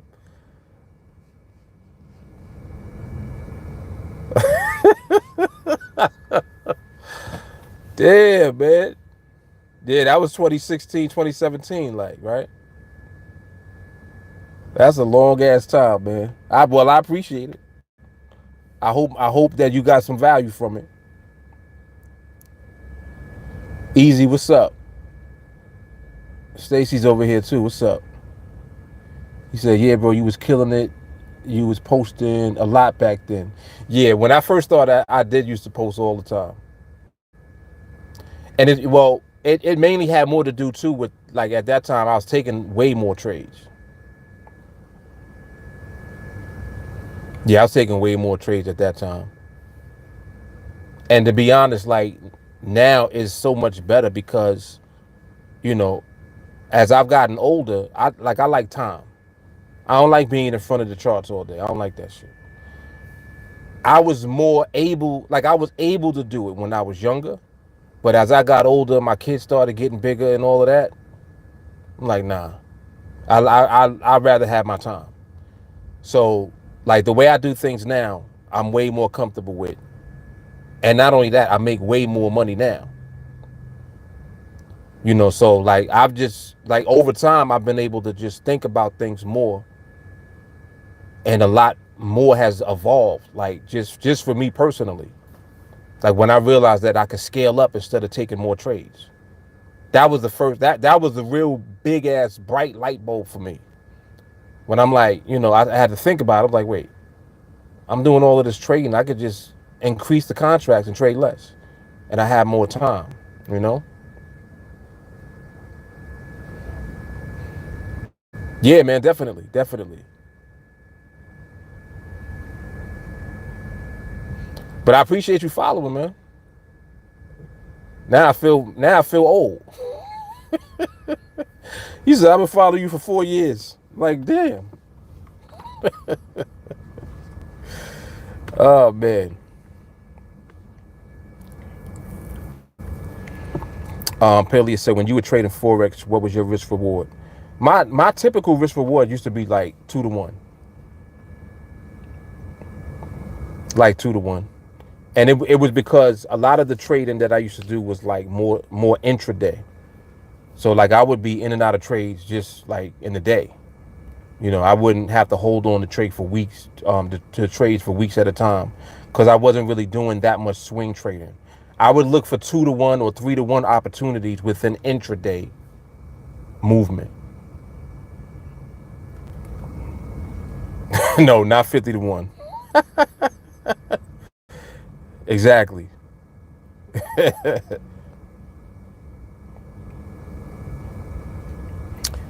Indigo said that's true. More time is the key to doing this. Yeah, it is. Yeah, like like trading is amazing to me because you can position yourself however you want to, based on you.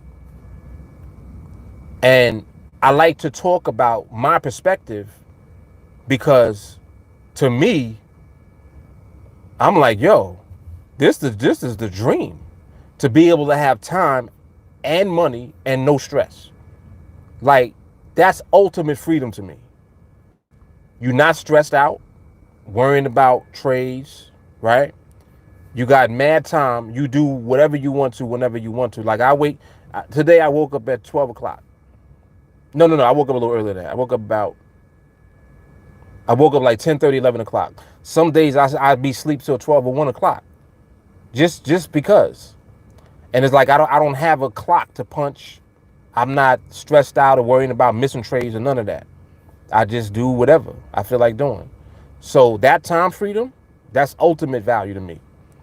And then, of course, the financial freedom, because you can position yourself to earn based on what you want to make, not based on what you have to make. You see what I'm saying? It's like, you know what your numbers are, and then if you're not stressed out to get to the numbers, you got the greatest thing ever in your hand right there. It's crazy. That's the best. That is the best.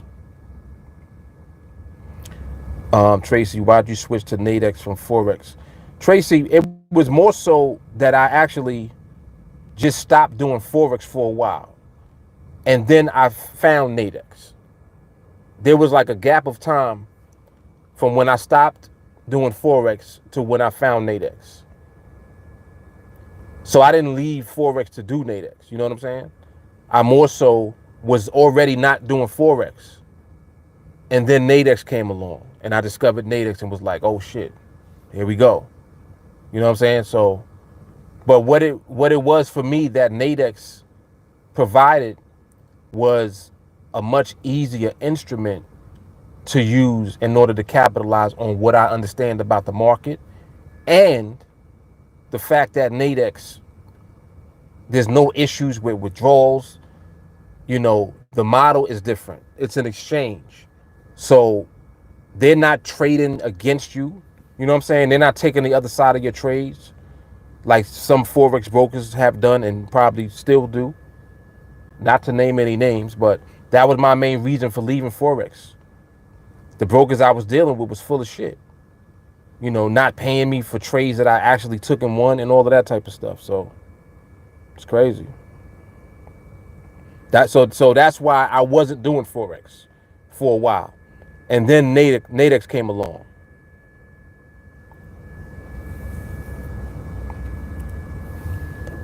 Indigo said, that's true. More time is the key to doing this.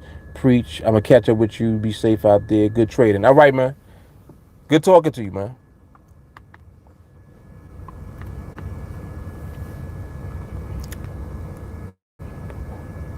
Let me see.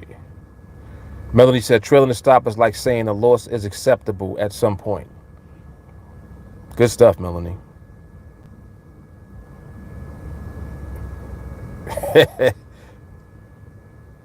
Too Deep said, I'm wolf old.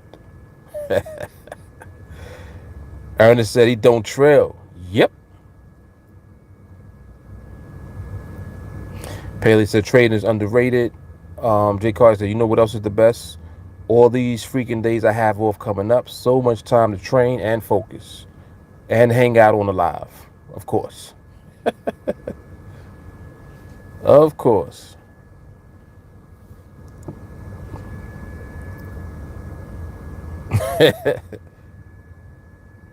He said follow him for 3 years and just not talking. That's a stalker.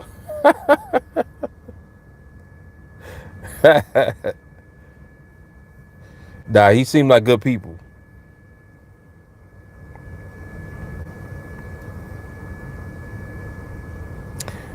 Greg Davis, how do you get over the hurdle on when you get to your contracts you want? Is there training for that?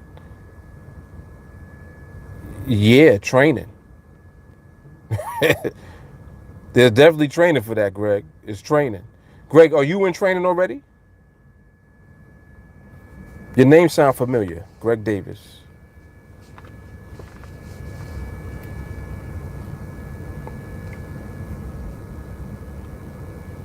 And forgive me for not just knowing, because I can't keep up. Because sometimes internet names be different and all that too. Looking to join. All right. Well, I mean, the simple answer really is just training. The training that we do. What your question is built into the training that we do. Yes, because really your question is a mindset question. When you say the hurdle on when you get to your contracts that you want, in other words, not being scared, right?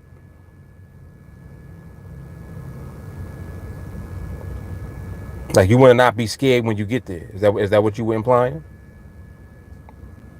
Yeah, definitely. Yep, that's exactly what the training does. Godfrey, what's up? Yeah, better late than never.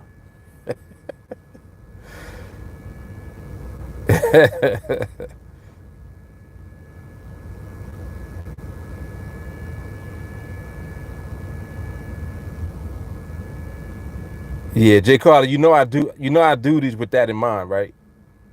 And the Friday parties,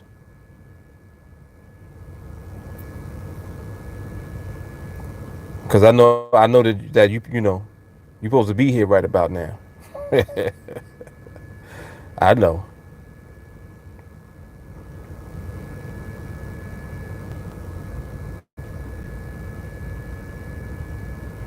Jelani said came back right on time, opening the virtual church doors as we speak. Deliverance. Yep. But yeah, Greg, that's the answer, my brother. Get into training.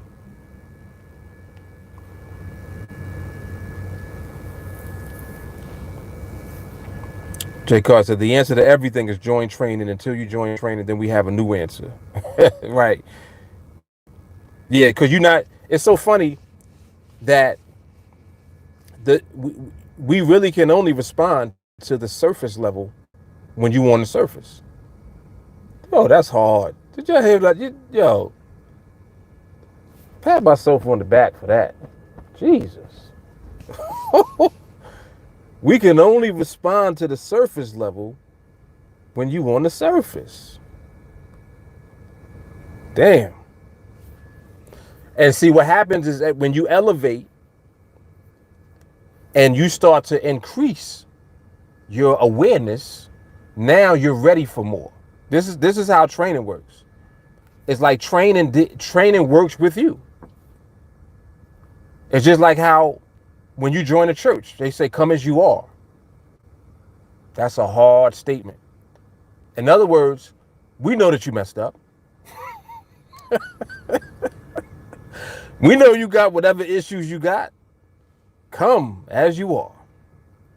The doors of the church are open. So it really is like the same principle.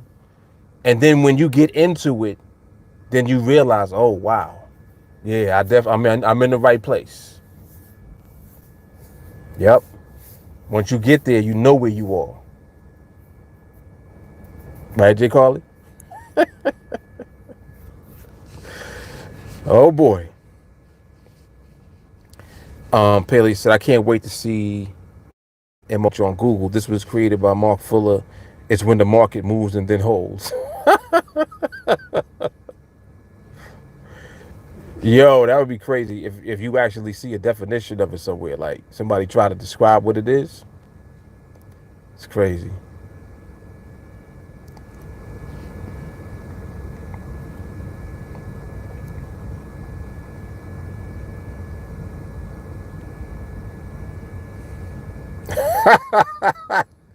Come as you are, but don't forget your wallet.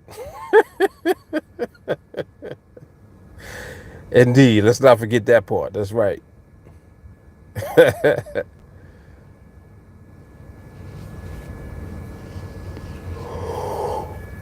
Ooh.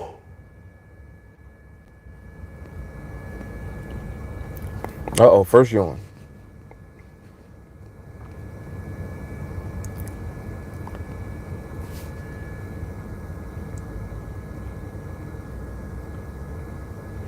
Yeah, so this live stream was good.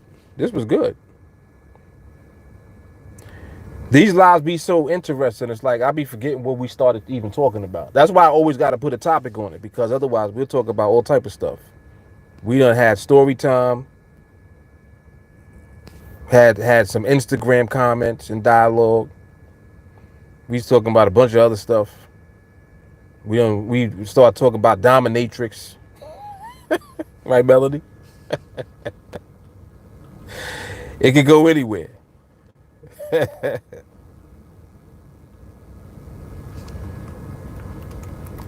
It can go anywhere.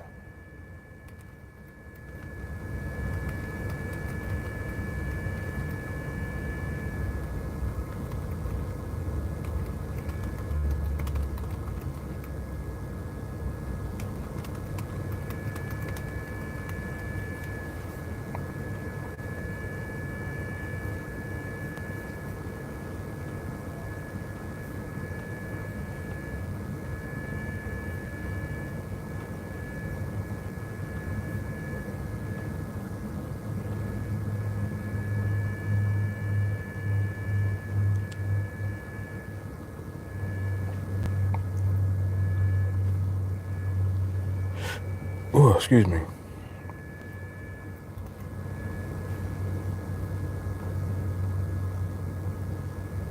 Oh, that's what I had wanted to do. I'll probably do that on another day, though.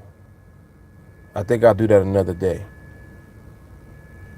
And I actually got to figure out, I got to get the video off of the phone.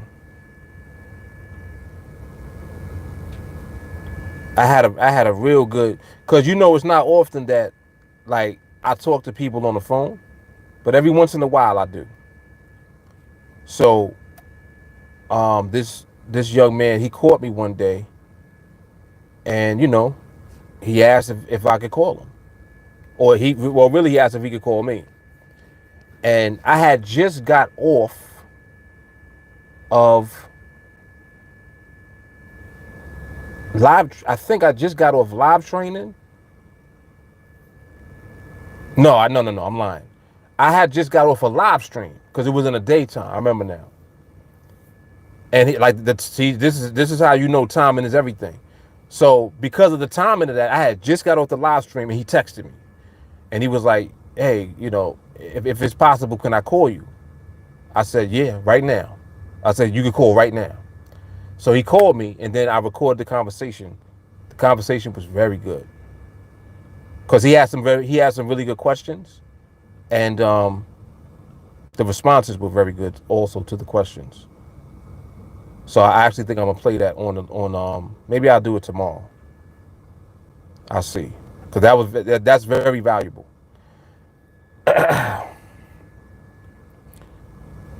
Yeah, and that because it's not often, that's why I even brought it up. Because people always be asking me to call. I'll be like, no, for what? Like I'm like, I don't call my mother. I text my moms. Come on, man.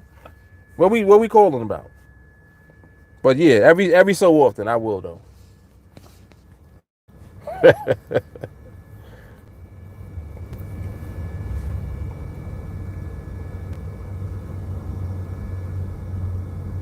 Yeah, I had to start naming them, J. Carly. I had to, cause I'm like, wait, we got like almost 200 and change of these lives, and you don't know what's on them.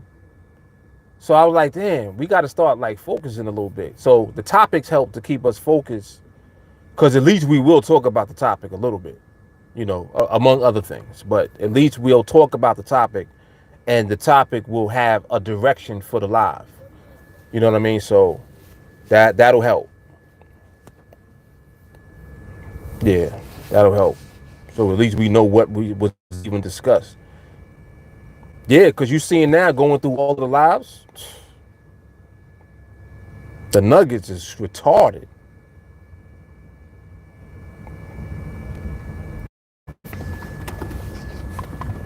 Now that's funny. Look what Keel said. He said he might dip out for the pizza and Snapple. This is how y'all know that y'all really be around me for real, because I I declare, I just thought about Snapple just now. I was like, I want an Apple Snapple. Oh man, that is funny.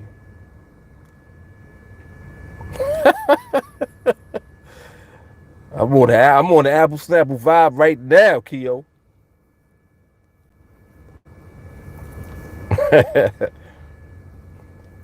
Paley said, we got the before Mark was famous stories. It's a pleasure to be one of the first to witness these stories.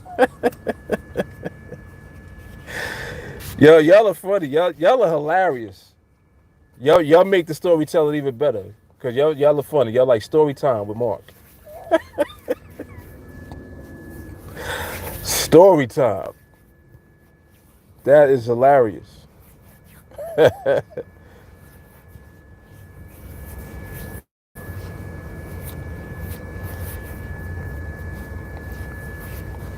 Yeah, you'll find it, J. Carly. Because you're going through all of them. You're going to find it.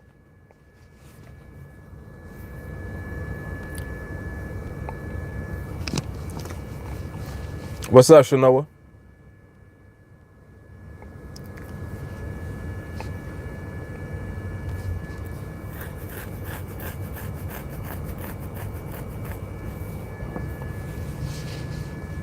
Oh, the Apple Cashew. That one was recent. That was real recent. That was like, was that this month? That might have been in May sometime. Because already May 14th.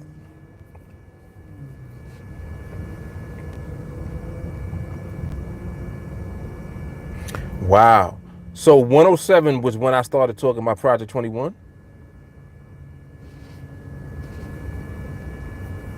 That's crazy. I was going through old content on one of the Google drives that I got. It's like a retarded amount of content. It's crazy. Them little 1 minute clips.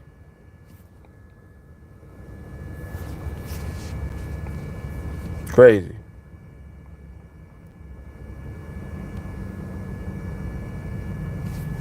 You made memes for it.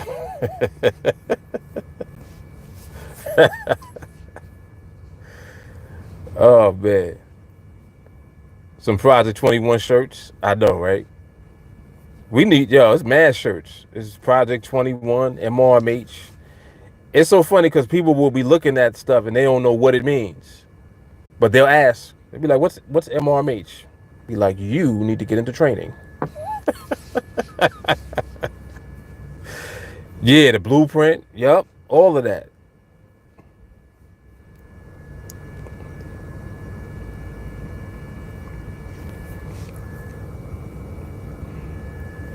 Yo, I know. Yeah, you told me the other day that you had lost all your writing, right? It's crazy. You know there was a project that I had started doing. I forgot which one it was. Remember I told you I lost um I think I lost 11 of 17 videos. I had this 17 videos because this was for a project I was going to release when I finished it, remember? I was like, I'm not releasing none of the videos until I do the project first. So I got up to like 17 and 11 of the videos was gone. And yeah, as a matter of fact, this might have been right before Project 21. It might have been right before that because it seemed like when I did Project 21, I was starting over again. And it was because of what happened to the old videos. So then I was like, you know what? I ain't never doing that again. I gotta release them as like at least once a week or whatever, however often I'm releasing them. Yeah, that was crazy.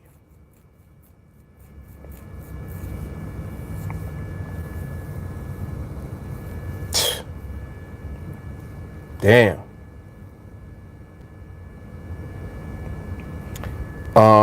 Too deep. Why does my NADEX platform look so different from yours? Too deep. You might be using the new one. Are you using the new one?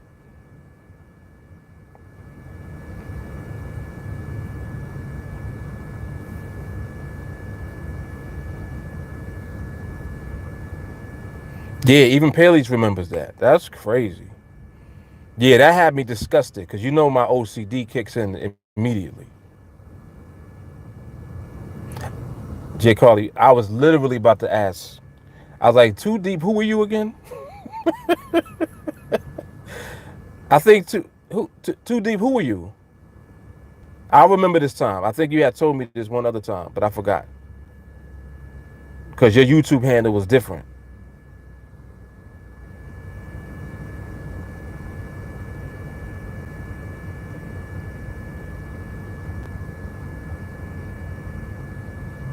Yeah, too deep. Who are you?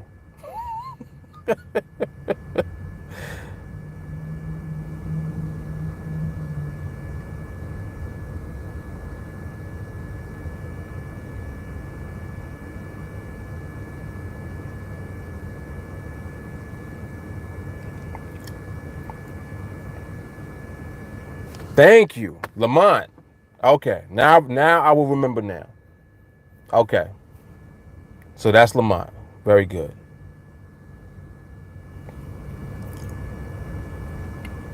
And it seemed like you got another handle on here. Maybe that's why I got confused. Yeah, you came on here with a different handle one time, right? Like matter of fact, recently, like the other day, I think you was on here, or maybe you was on Instagram. I don't remember. I forgot. But I know that you had a different handle. Yeah, yeah, it wasn't too deep. It was something else.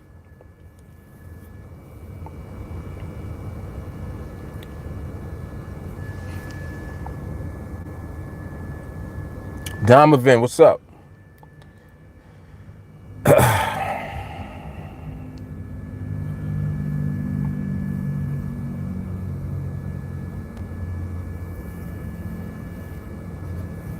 This bed getting a little long. That joint getting a little length to it now. I can do this now. I wasn't able to do that before. That shit getting long. Beard gang.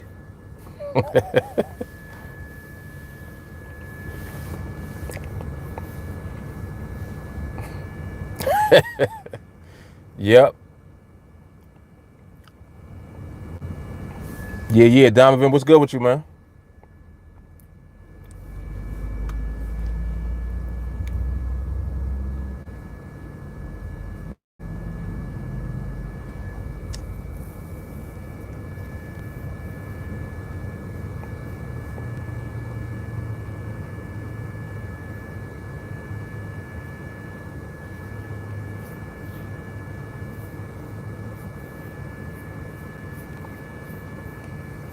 Very good, man. Very good.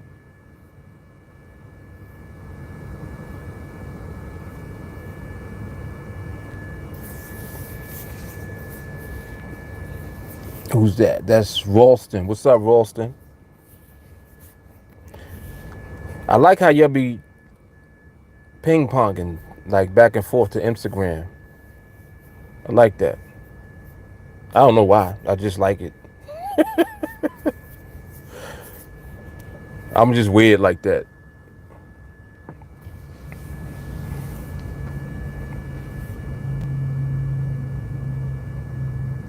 Oh, there was some. What else was it? There was one more thing I had wanted to talk about. Um, Let me see if I can remember.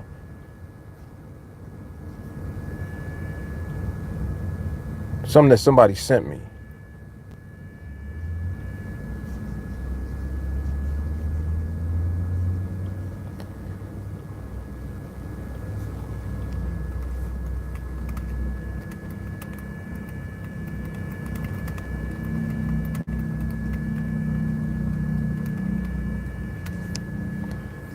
Uh,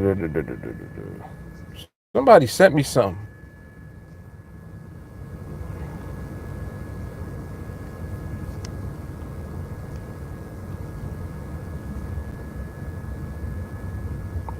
Lamont said he got four. He got 4 views in on 301. Excellent, man. Excellent. Yeah, man. You definitely want to get to the point where you watching it once a day at least. Yep. 4 views over the weekend. That's like 2 a day if you just count Saturday and Sunday. Telling you, man, it works. Who was it? Who was it in the group at 500 plus? Oh, that's Mark. Mark Z, right? Melanie says she got 4 in today. Come on, Melanie. Um, I before I came on the live stream, I was up to 6. So I'm going into number 7 when I get off of this. So by the time it's ready, we ready for live training, I'll be up to like 8 or 9. I'll be up to 9. Before 12 o'clock, well, no, because I'll be on training. I can't do it, so I got to pause it. Yeah, so I'll get up to 9 today. Yeah, I should get up to 9 today. And that's like my average now was like anywhere from 7 to 10. For the longest, I was like 5 or 6 a day. Now I'm up to 7 to 10.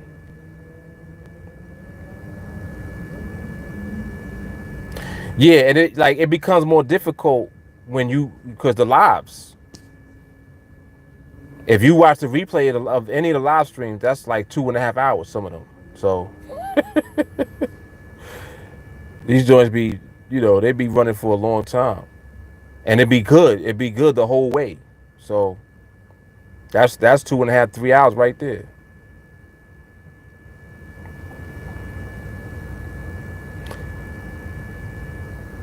He said, I cheat. I get an 8 while sleeping. Ain't nothing wrong with that. Yeah, I don't even count those, but yeah, I do that too. I go to sleep with it in my ear, and when I wake up, it's still playing. Yeah, somebody else does that too. Listen at a faster speed.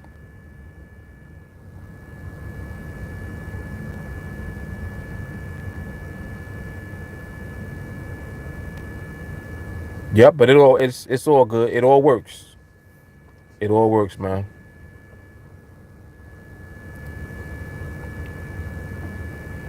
Next thing you know, you be Thanos.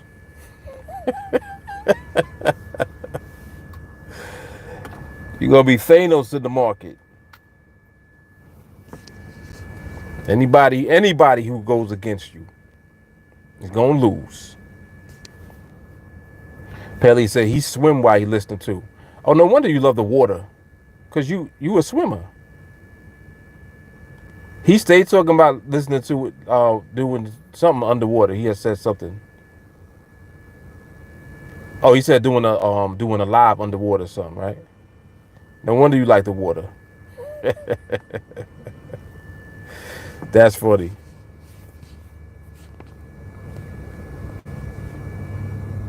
Yeah, it's excellent. I would say like when you working out or doing something like swimming, hell yeah.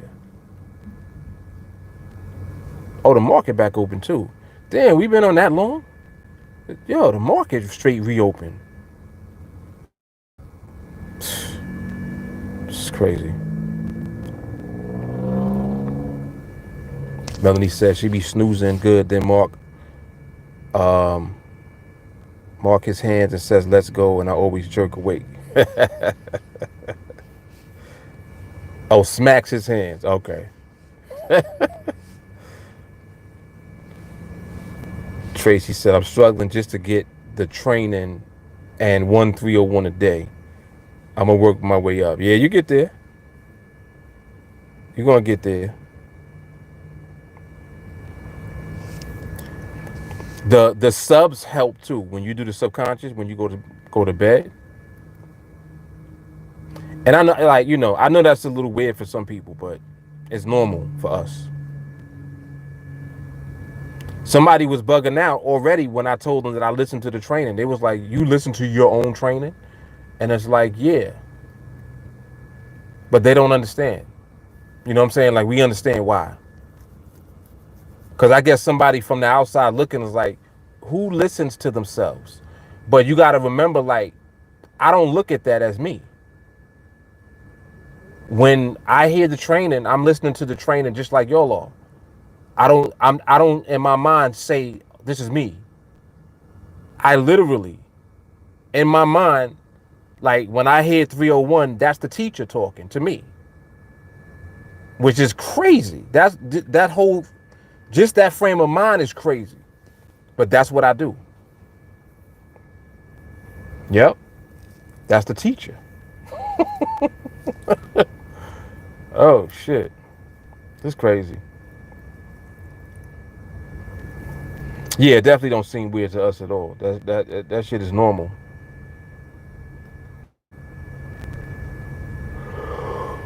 Oh man.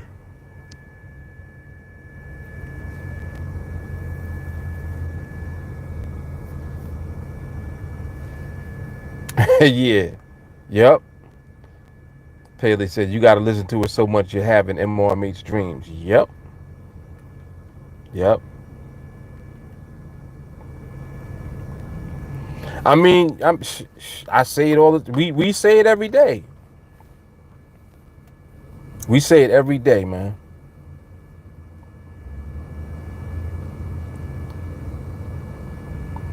You do it. It's like that. You're putting in the work. That's what you're doing. When you just repeat the training, it's working on you. Every play, press play, win trade. So your execution is going to be the same way that you train. And that's why when you obsess over it, even if you want to call it obsession, like I don't mind using that word because I know that it's a productive word in this case. Like I am obsessive with it, but I'm also, without thinking, executing the process efficiently every time I'm in the market. Like there's no guessing involved. I don't have to wonder, I wonder if this is it. Nope. It's like when it's there, when it ain't there, I know what I'm doing. I know what to do. I know what I'm looking for. I know what I'm looking at. You know what I mean? So it's a level definitely that you just want to be on. Why this thing pause?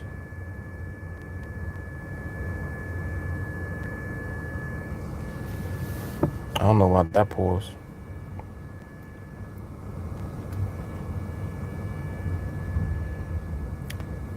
Oh, okay. Shahar and Adele. Yes, speed up the training when y'all listen. What speed y'all be using? So that's three. That's the three of y'all. Melanie, Shahara, Adele. What y'all do? 2x?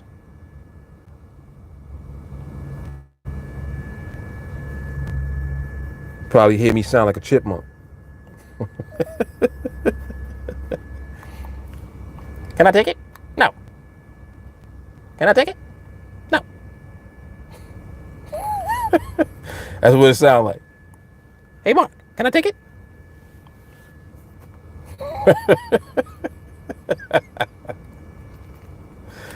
Yo, y'all crazy for that. Melody said 1.75. Okay.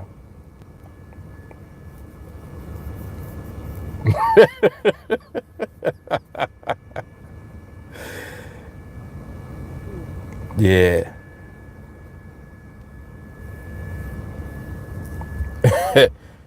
Ernest says, should you be listening at slower speed to mimic the environment? Interesting. I never even thought about that.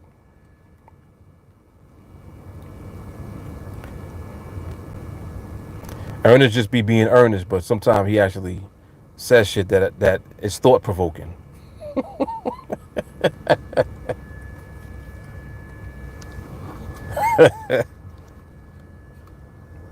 Dude, this even got life in it.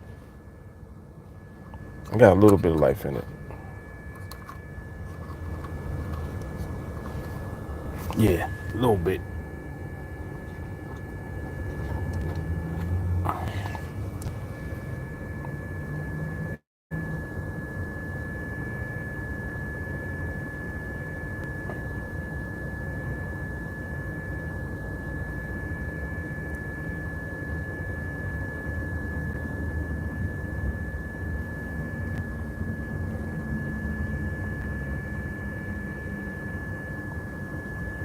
Oh, that's what happened. The internet is gone.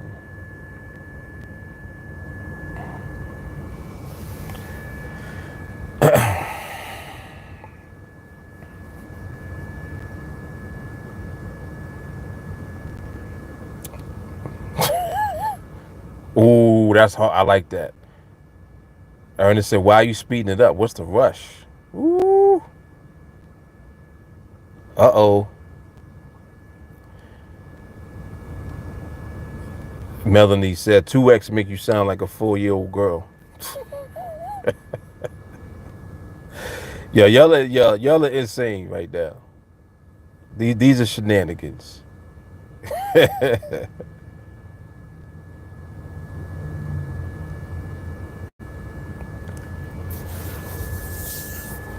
Whew.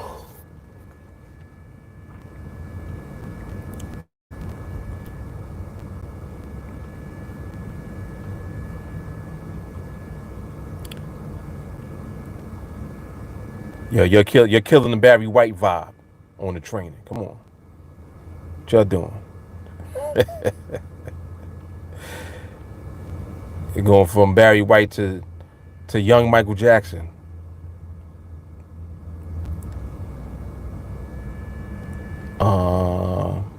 Well, I can't remember what it was that I was gonna bring up. I forgot. It was something else.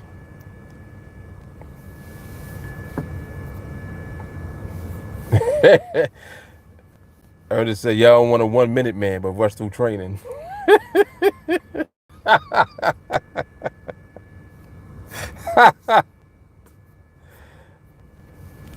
Valid point. Oh man.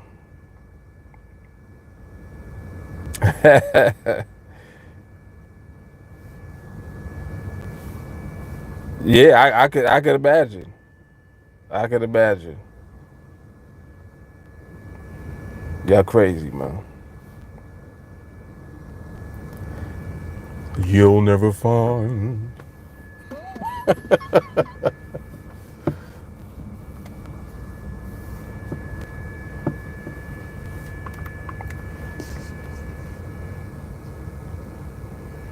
It's 6:30. Let me get up out of here. Oh yeah, but I did come on late today. That's why I didn't mind sticking around. Yeah, I had to take care of some shit earlier, but I'm glad I did. I had to take care of it. All right, 3 of y'all ain't like the video. Make sure y'all like the video before y'all get off. I'm gonna see y'all on training. Everybody else, I'll see y'all mañana. Damn, tomorrow Friday already. Sweet, done flew by. All right, y'all, I'm out. Deuces.